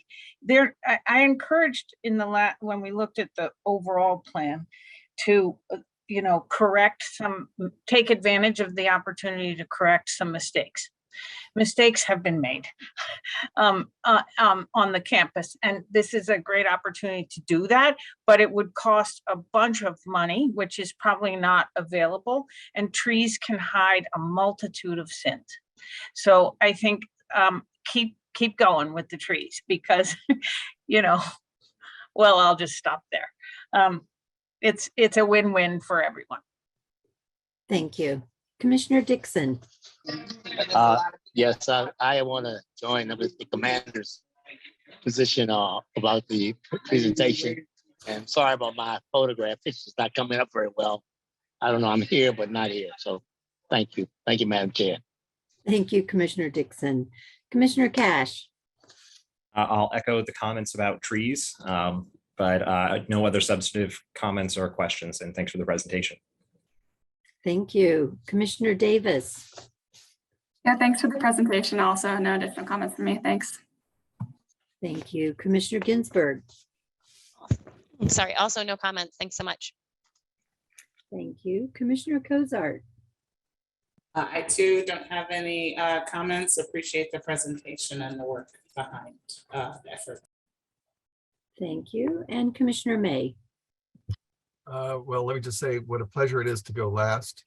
And I will also say I agree with everything that Commissioner Argo said. I appreciate her comments. Commander Argo, I guess I should call him. Anyway, I would like to bring up one slide again. And it was the slide that showed the existing parking areas. Maybe Mr. Weil could do that for us. Or someone can.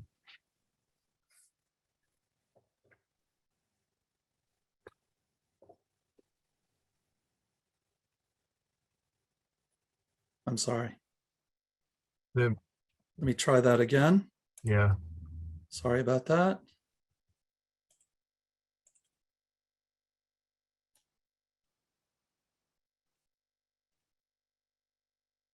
Okay, right here. Can you see that? No, there was another one that it showed it in blue. Oh, right here. Yeah, that. So this is existing parking. I know. And I mean, this was another one that I don't think I saw this in the advanced version that we saw, but wow, that is really striking. I mean, we're not even talking about roads here, but look how much parking there is there. And I don't know, maybe some of that is structured parking, but I think most of it is just surface parking.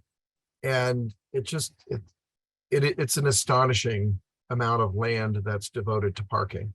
And I just bring that up now to underscore the point that getting the parking under control and parking the cars in a better way is just a big part of this. And I understand, I mean, the way it is right now, it's hard to even work on the base probably without a car to be able to drive to lunch and things like that. And maybe I just have, I don't know, JBAB fatigue generally. But there's so much improvement that can be done. And I would also underscore Commissioner Wright's comment about how trees can fix many things. And I think that's it's also ever so true. And I mean, there's such a huge opportunity here to take this the sprawling base and make it into something really different and in many ways special. You know, given its setting along the river and given its the vast areas that are part of the base to really make it into something much more than it is, because right now it feels like it's a giant parking lot connected by roads. So that's it for my comments. I appreciate the presentation and I appreciate the aspirations of the draft master plan because I think that's heading in the right direction. Madam Chair. Yes, Commissioner Dixon. I wanted to speak to the parking also and mention that I'm very happy to see so much solar in play. I hope it's helping. It should be. I know it is. helping with the electric bill and all. The other thing I wanted to mention is this was initially an Air Force base with a runway. So therefore, there was a lot of open space, and the Air Force is known for its bases having lots of open space, accommodating airplanes that don't like to fly into trees. But now that it's changed its status, I think we do need more green. Would be very nice and very helpful. So thank you. But thanks for the solar. Thank you, Commissioner Dixon. And that is a great reminder about Air Force bases in general. And I also want to extend my thanks for the presentation and the planning work that's being done at this installation. And I agree with Commissioner May that it is something we want to continue to be aspirational about as we work toward solutions for parking and adding more trees and really making this a very special campus. So I appreciate your commitment to that. A walkable urban campus with less surface parking is something that I think we all aspire to. And given its great location on the water, it's a very special place, and it's exciting to think about the future of this campus. Are there any other comments or questions from the commission? Hearing none, is there a motion to approve the comments regarding the Sentinels of the Capital District? So moved. Thank you, Commissioner Dixon. Is there a second? Second. Thank you, Commander Argo. Ms. Coster, can you please confirm the motion and the second and take the vote by roll call? Certainly. The motion was made by Commissioner Dixon and the second by Commissioner Argo. And with that, Commissioner Kozart? Yes. Commissioner McMahon? Yes. Commissioner May? Yes. Commissioner Argo? Yes. Thank you. Chair White? Yes. Commissioner Wright? Yes. Thank you. Commissioner Dixon? Yes. Thank you. Commissioner Cash? Yes. Commissioner Davis? Abstain. Thank you. And Commissioner Ginsburg? Yes. Thank you. The motion is carried. Next, agenda item 6C is for the approval of preliminary site development plans for the Kenilworth Terrace Bridge and Anacostia Avenue Bridge reconstruction. Thank you, Mr. Weil. Welcome back. Okay, thank you.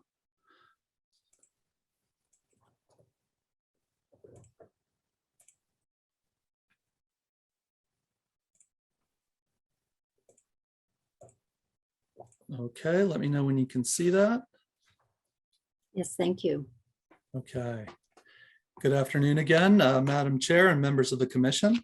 The National Park Service, on behalf of the District Department of Transportation, has submitted preliminary plans to reconstruct 2 bridges in Anacostia Park, which is located in Northeast Washington, D.C. And before I go through my presentation, I would like to first note that we have made several revisions to the staff report that is before you here today, which clarify NCPC's review role over this project. Here's a satellite view of the area that shows the 2 bridge locations, with the Kenilworth Terrace Bridge shown here to the right, located to the east of the historic Mayfair Mansion and Parkside neighborhoods. And the Anacostia Avenue Bridge is located on the north side of Benning Road, to the west of the Pepco station site and near a District Department of Public Works waste transfer station, which is located to the northeast.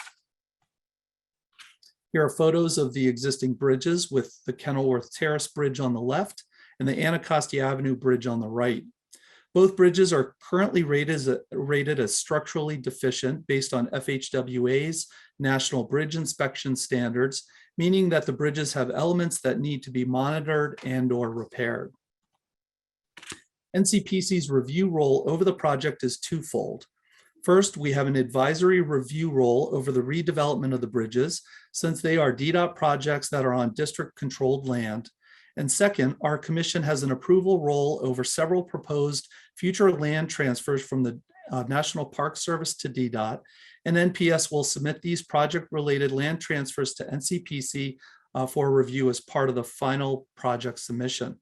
And just to note that our commission would not have a NEPA responsibility for the district bridge reconstructions. However, we would have a NEPA responsibility for the future proposed land transfers. Starting with the Kenilworth Terrace Bridge, or Bridge 47 on the left, the bridge and Kenilworth Terrace Northeast are currently situated within a linear piece of parkland between Dean Avenue and J Street Northeast. An NPS would transfer adjacent land to Vdot that would enable the proposed bridge reconstruction, as well as construction of 2 new 10-foot wide sidewalks along both sides of the street. Regarding the Anacostia Avenue Bridge, the bridge and roadway are currently located within district right-of-way. An NPS plans to transfer an adjacent strip of land along the west and north sides of Anacostia Avenue to the district, which would enable Vdot to reconstruct the bridge and a new 10-foot wide sidewalk that would improve pedestrian and bicycle connectivity to the Parkside neighborhood, as shown here on the slide.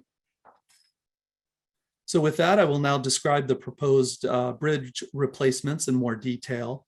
Here is the Kenilworth Terrace Bridge, which measures approximately 34 feet wide and 69 feet long, spanning over Watts Branch. The bridge currently accommodates 2 11-foot, 10-inch travel lanes, 1 in each direction, as well as a 6-foot wide cantilevered walkway for pedestrians and bicyclists that extends from the downstream side of the bridge. The Kenilworth Terrace Bridge was originally constructed in the 1950s as a temporary single-lane bridge and was modified in 1978 to its current width. The new bridge would have a new width of approximately 48 feet and length of 89 feet, with a relocated south abutment that would be outside of the main stream flow to prevent future scouring or undercutting by water, the water moving beneath the bridge, which can threaten its structural integrity. You can see the new bridge's wider cross-section on the bottom, which would accommodate 2 12-foot travel lanes and 2 10-foot wide sidewalks on both sides of the bridge.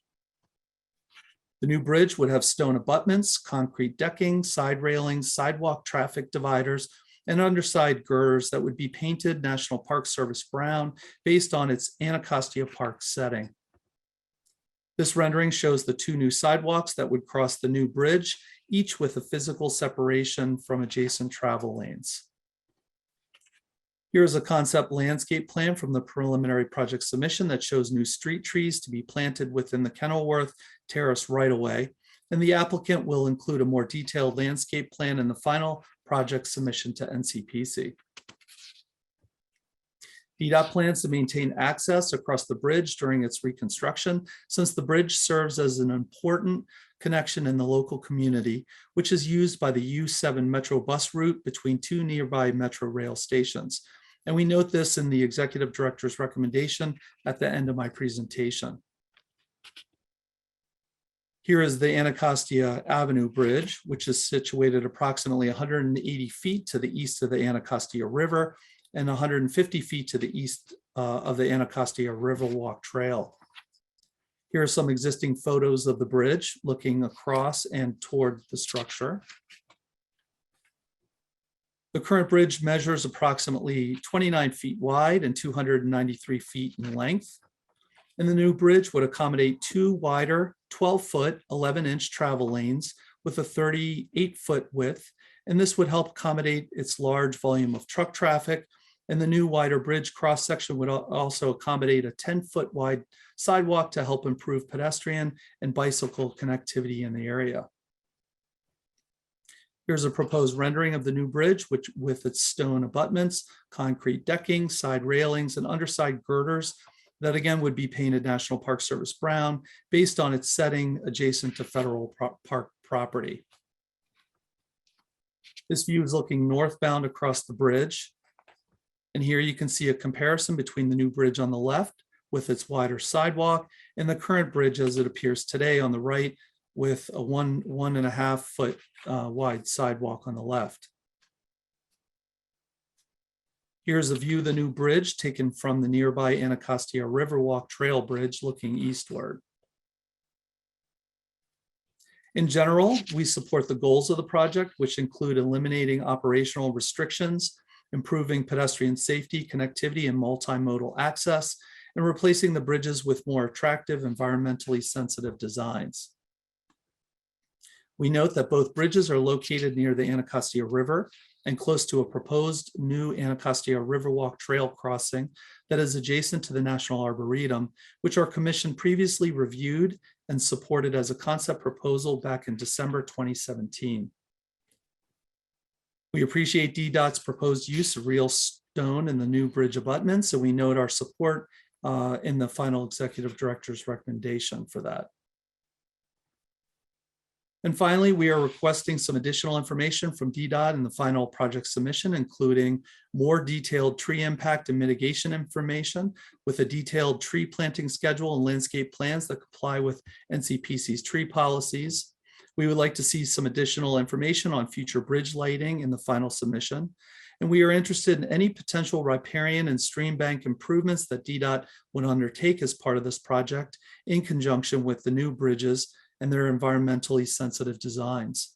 And we note that this information would be developed as part of Vdot's ongoing coordination with the District Department of Energy and Environment in order to finalize the project plans for future submission to NCPC.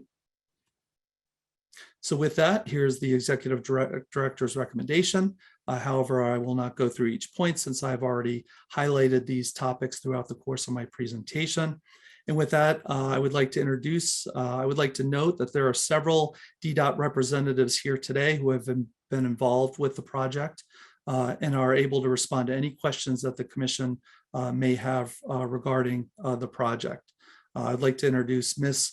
Kanjit Eskindir, who is the Vdot project manager for the bridge Reconstruction, Mr. Joseph Spadia and Mr. Houston Brown, who are the project consultants, and Mr. Ravinda Ganvir, who is the Deputy Chief Engineer at Vdot, and all three representatives are here today to respond to any questions that the Commission may have during deliberation. Thank you, and that concludes my presentation. Thank you so much, Mr. Weil. Do the commissioners have any questions for Mr. Weil or the applicant?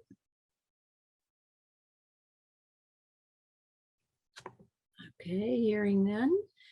We do have one person, Marian Dombrowski, who has signed up to speak. Ms. Dombrowski, you were speaking on behalf of the Anacostia Watershed Community Advisory Committee, and you have 5 minutes to provide your remarks. Thank you, Commissioner, and I mean all of the commissioners.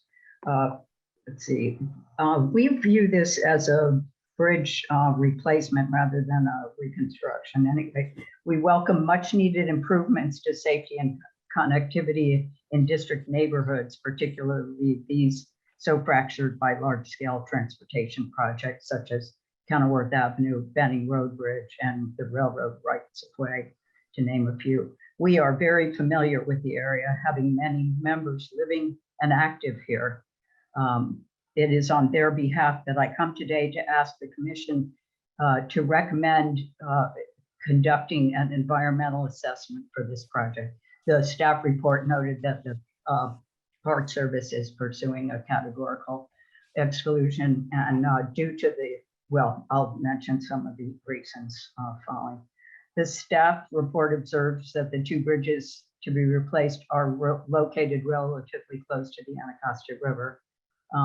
To be specific, Bridge 47 spans Watts Branch about half a mile east of its confluence with the Anacostia, and Bridge 78 spans a small cove less than 200 feet from the main stem.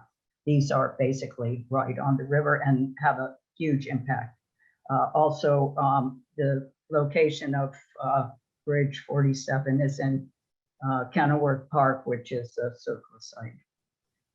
Let's see, the staff requests additional information related to environmental considerations. In addition to staff concerns, the highly degraded condition of Watts Branch and vulnerability to flooding of its watershed warrant an environmental assessment be undertaken. Some of the staff comments basically define the requirements of the environmental assessment. Watts Branch is the most polluted of all the Anacostia tributaries in the district It has failed safe water quality criterion 100% of the time monitored. The reach of Watts Branch within Kenilworth Park represents the greatest opportunity for improvement in this, in this stream. This area could join Kenilworth Park South and nearby Kingman Island as regenerated natural areas vital to the health of the Anacostia River and residents and pride of the District of Columbia. Joint study of bridge replacement projects by DOT and DOEE would produce a project truly appropriate to the site and neighboring communities. This is not a consultation. This is we're recommending a collaboration. Environmental sensitivity is a stated goal of the bridge replacement proposal. It is essential that any intervention in this environment go beyond sensitivity, beyond plant selection and real stone abutments, ground paint, etc. Restoration, transportation, public health and safety must all be a part of this project. A rigorous environmental assessment will include all the experts and stakeholders necessary for project success. Without this process, opportunities presented by land transfers to follow will be hamstrung. The district will be burdened by another project compromised by a scope too narrow and missing outreach. That's more or less my comments. I did, since I thought I was only going to have 3 minutes, I did want to bring up one sort of peripheral issue, which is the Nps Maintenance Yard. Obviously waterfront property maintenance yard may not be the highest and best use. It was noted in the master plan for Anacostia Park that function may be moved. We really sincerely hope it is, and that the property be given over to recreational use. Let's see. Oh, and I wanted to thank Michael. Michael has been really helpful with this project and all the other projects that AUCAC has looked at. It's a really daunting process, trying to figure out all the steps and really digest these projects. And Michael is always extremely helpful, and as is the rest of the staff. So please ask questions. Thank you. Thank you so much. Do the commissioners have any questions for Ms. Dombrowski? Hearing none, I can't see all of you at the moment, but hearing no questions, I would like to thank you, Ms. Dombrowski, as always, for your testimony. I'm very appreciative of the focus you bring towards protecting and restoring the Anacostia watershed. At this time, I'd like to ask the applicant if they could speak to some of these issues, the improvements that will be made as part of the bridge reconstruction. And what I saw is a version of riprap in the renderings. I'm curious about the choice of riprap. I know there's been a lot of work going on right now in working in riparian corridors and nature-based solutions for trying to shore up erosion protection. But I would love to hear more from the applicant around these issues.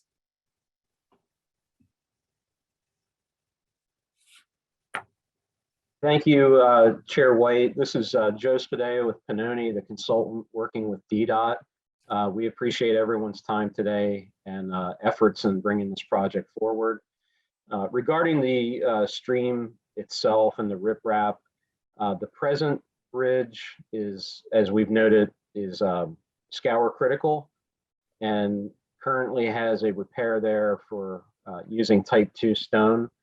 Our design will likely carry through the type 2, which is a larger diameter stone, to make sure and protect the bridge.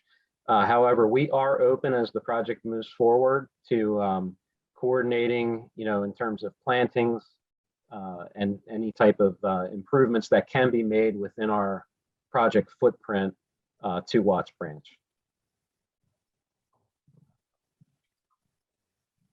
That would be great. And if there's just an answer to the question about why this is viewed as, why it is not viewed as a bridge replacement, I'd be curious to hear that answer. Can you clarify it? I guess being Well, a I heard reconstruction. with Ms. Dombrowski, her point was that she views this as a bridge replacement, not a renovation.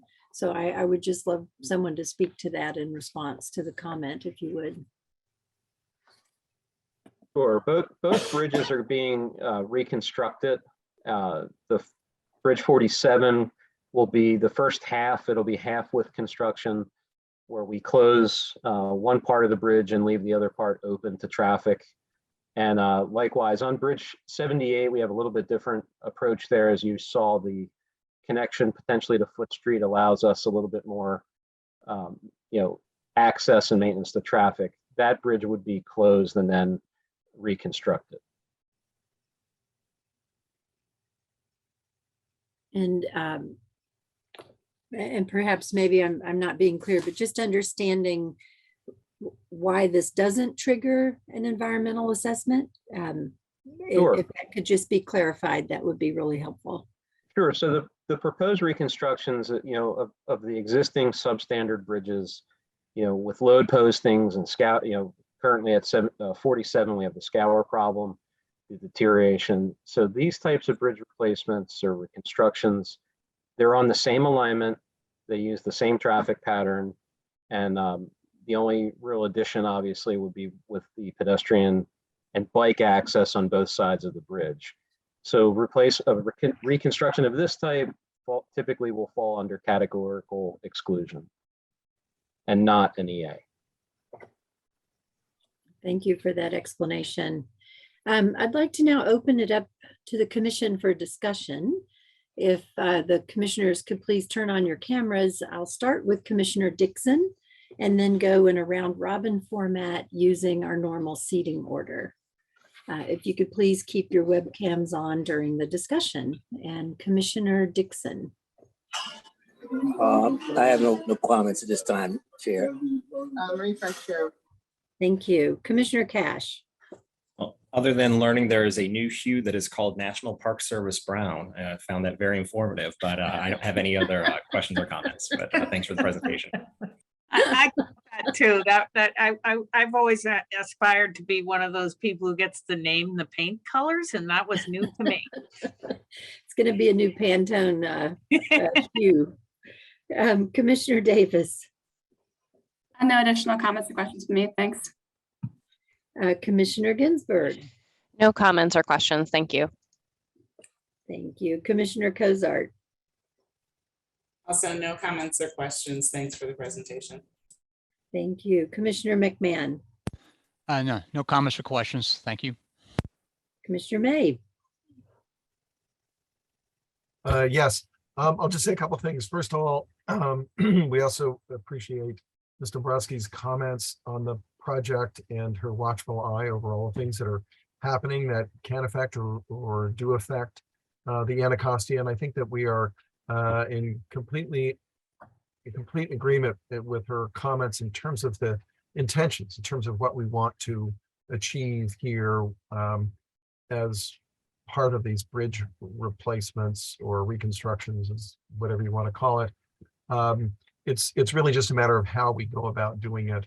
And I think that so far our experience with Vdot on these particular bridge projects, they and Mr. Spadea and his firm have been very, I think, very good at listening to the comments that they've heard from us and from Ncpc staff, and as well as the Commission of Fine Arts, in responding to our concerns and doing sensitive things like using National Park Service brown rather than the Vdot gray, which, believe me, the Park Service brown is way better than the Vdot gray.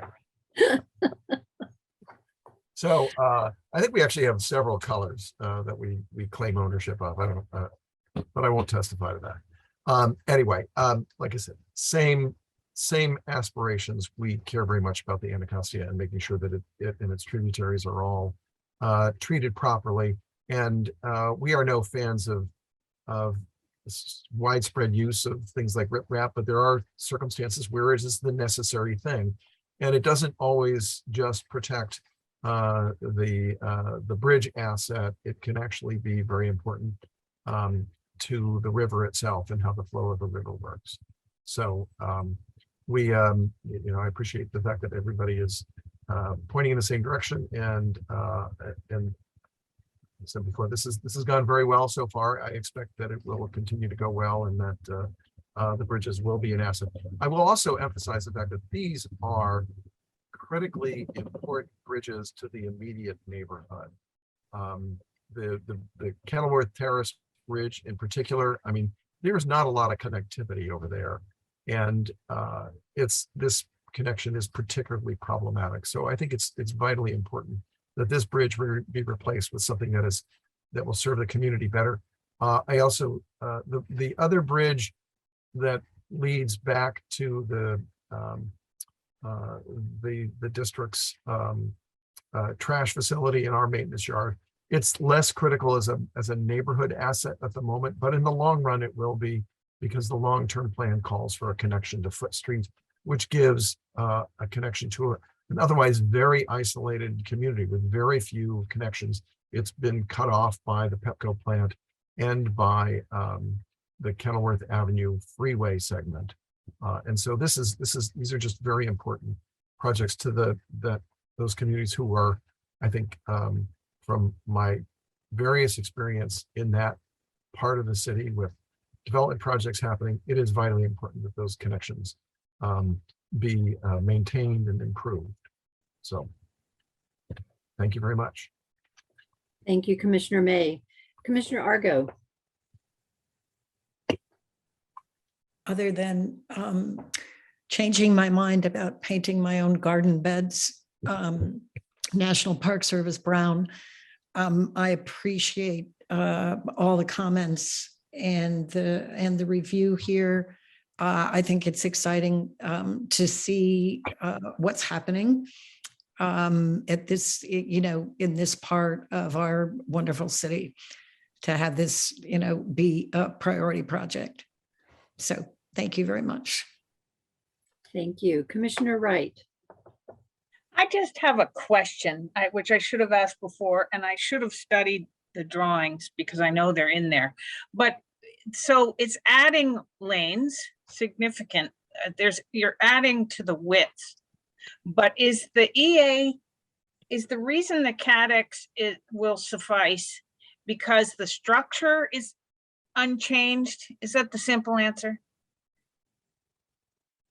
Hi, this is Joe again. I think the simple answer is that we're not changing the number of traffic lanes. We're not changing the traffic pattern. It's essentially a replacement in kind. So that's why we're looking at the CADX. Oh, I thought you were adding lanes for not for traffic, but for am I imagining that you're adding width to this thing, to the surface? So we are adding sidewalks. Yeah. Okay. Yeah, but those.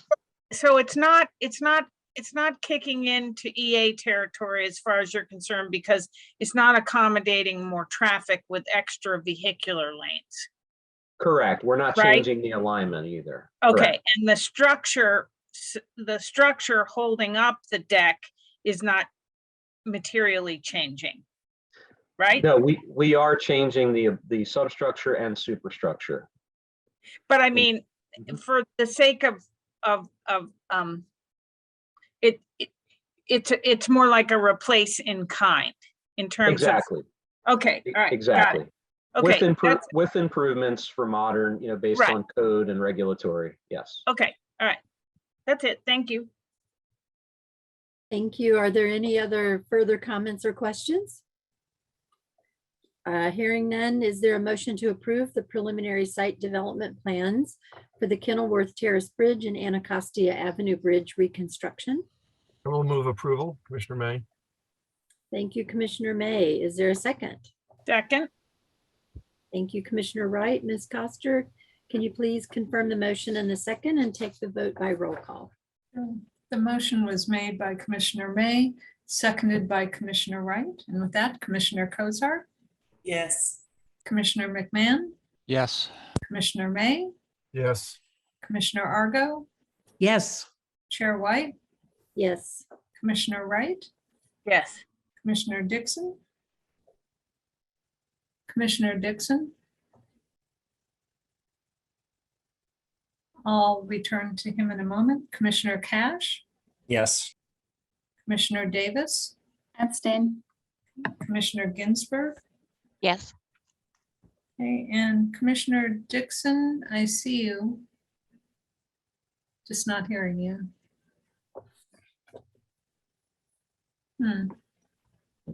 He may have stepped away, but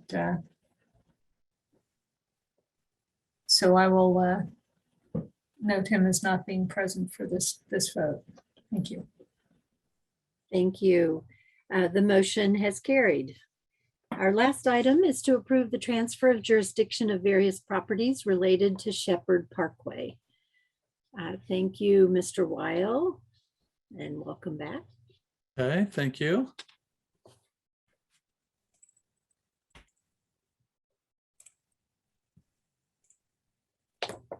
Okay, just let me know when you can see that. We can Yes, see we it. can. Thank you. Okay, thank you.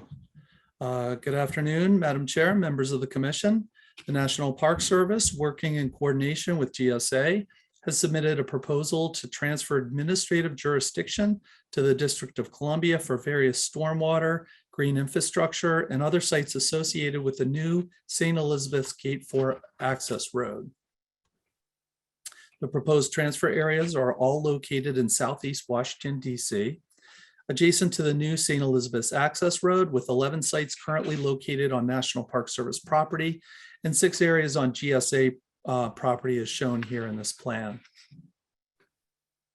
As background, the St. E's Access Road was originally proposed through the 2009 St. Elizabeth's Headquarters Consolidation Plan and reflected in subsequent 2010 and 2012 amendments to that plan.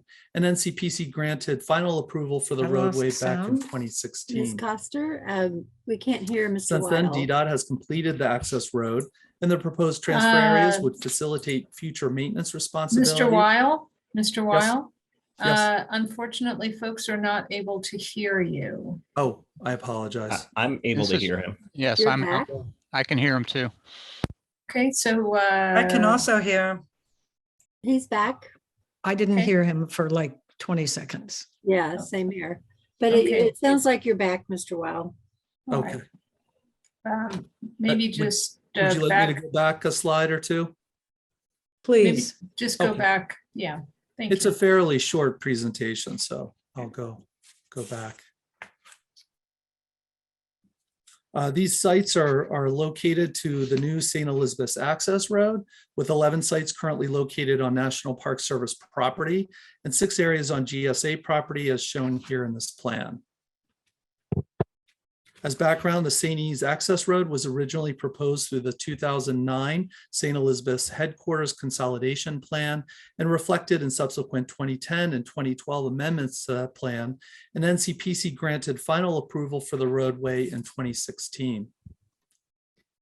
Since then, Vdot has completed the access road, and the proposed transfer areas would facilitate future maintenance responsibility to the District of Columbia for stormwater drainage and other new access road related infrastructure areas. These transfers would not remove federal ownership over any of the land parcels, but transfer only maintenance jurisdiction to the sites to the District of Columbia. And these sites were all included in previous master plans, NEPA, and Section 106 documents going back to 2007. So with that, we are recommending approval of the proposed maintenance transfers. And with that, I would like to note that we have representatives here today from both Vdot and GSA. Mr. Dr. Boskirt, who is the program manager from the Special Projects branch at Vdot. And we also have Mr. Russell Clark, who is the GSA Stormwater Program Manager. And these representatives are here today to answer any more detailed questions about these areas and their functionality. Thank you, and that concludes my presentation. Thank you, Mr. Weil. Do commissioners have any questions? Hearing none, we have one person, Marion Dombrowski, signed up to speak today. Welcome back, Ms. Dombrowski. You are speaking on behalf of the Anacostia Watershed Community Advisory Committee, You have 5 minutes to provide your remarks. Thank you. These statements also represent the views of Ward 8 Woods Conservancy. I'm not sure if you're familiar with this group. AWCAC is the community arm of the Restoration Partnership. Ward 8 Woods Conservancy is a grassroots nonprofit organization that works to rejuvenate and enhance the beauty, ecological health, and public enjoyment of the more than 500 acres of forest in the Ward 8 section of Washington, D.C. for the benefit of all. They engage residents as paid staff and as volunteers to restore the woodland ecology, build trails, promote healthy and sustainable living. The woods are tools for healing and empowerment. We wholeheartedly support interagency collaboration in the design, installation, and maintenance of stormwater BMPs. Transportation infrastructure generates massive amounts of runoff. As stewards of our natural areas, we observe firsthand that proper management protects natural resources. Environmental site design can enhance natural areas and create BMPs, which are assets to the community. Long-term maintenance is essential to their continued function. Transferring maintenance responsibility from federal owners to the district means that the cost of maintenance will be borne by district taxpayers. These BMPs and green infrastructure serve federal property and are regulatory requirements. It's unfair that financial burden be handed over to the district, a jurisdiction which fulfills its own regulatory requirements with well-constructed and innovative BMPs, assets to the community, and effective protection for sensitive natural areas. We request that consideration be given to alleviate the financial burden. The BMP at Plat number 6, pictured in my testimony, though was recently constructed, but was found to be defective. Therefore, we request that all the structures be inspected by an independent third party to ensure that they have been installed and function properly. A maintenance plan, which includes monitoring, should be developed for each. We request that future projects are cited to avoid compromise of natural areas. As you can see in the attached photos, the Parkway is maintained by the Ward 8 Woods Conservancy. That culvert that's sliding, that's eroding away is, there's a sign next to it that is announcing a clean by Ward 8 Woods. The web pages welcome visitors to Shepherd Parkway, where the beauty of nature meets the lively streets of an urban society in Southeast Washington, D.C. Unfortunately, little of the original parkland remains, and what does is fragmented and in poor condition.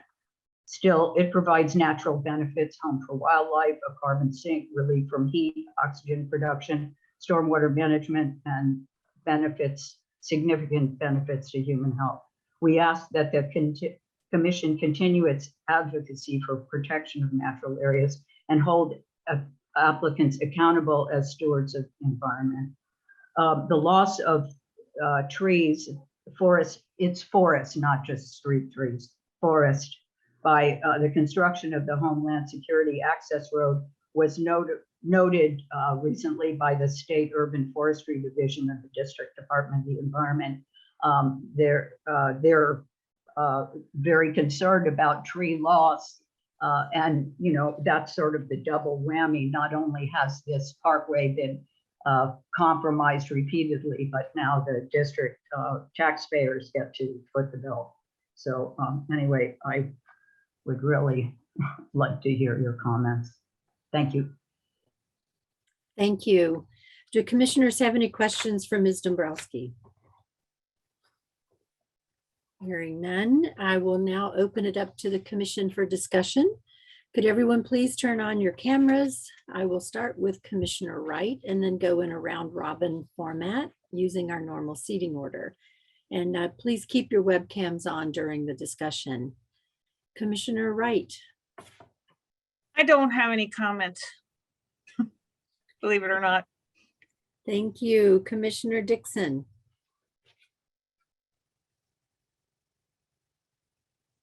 Commissioner Dixon may have stepped away. Commissioner Cash. No comments. Thanks for the presentation. Thank you, Commissioner Davis. No comments from me either, thanks. Commissioner Ginsburg, No comments. Thank you. Commissioner Cozart, No comments, thank you. Commissioner McMahon, And no comments. Thank you. Commissioner May.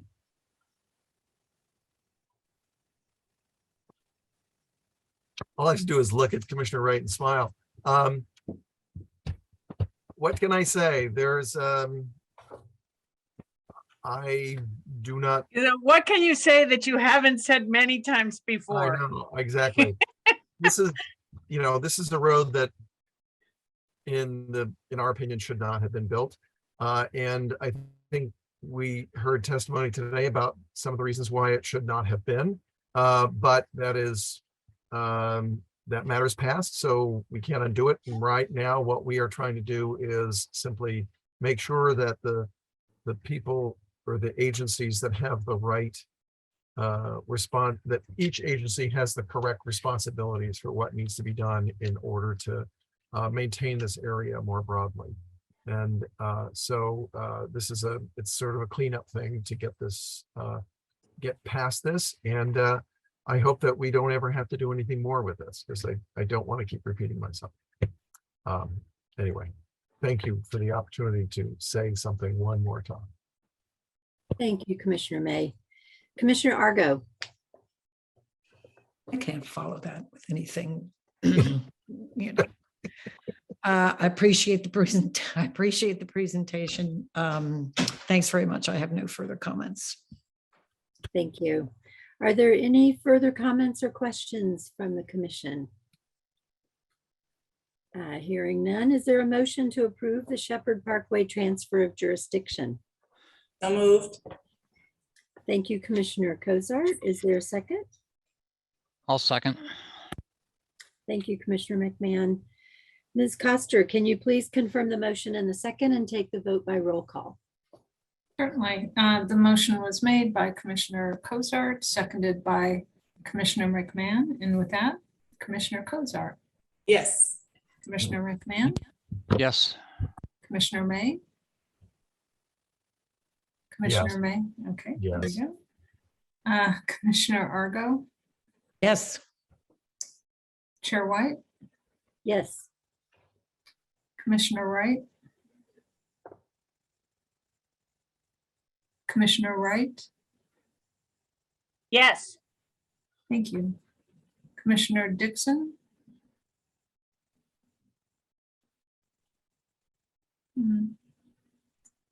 Commissioner Dixon, I can see you.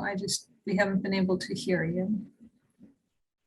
I'll return. Commissioner Cash. Yes. Commissioner Davis.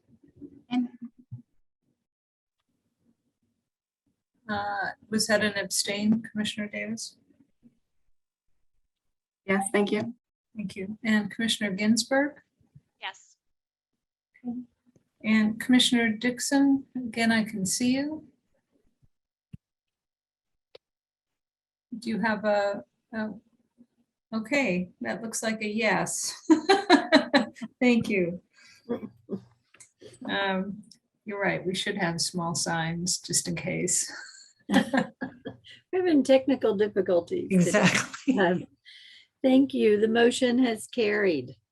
This concludes our open session agenda. Our next regular commission meeting will be on Thursday, July 7th, 2022 at 1 p.m.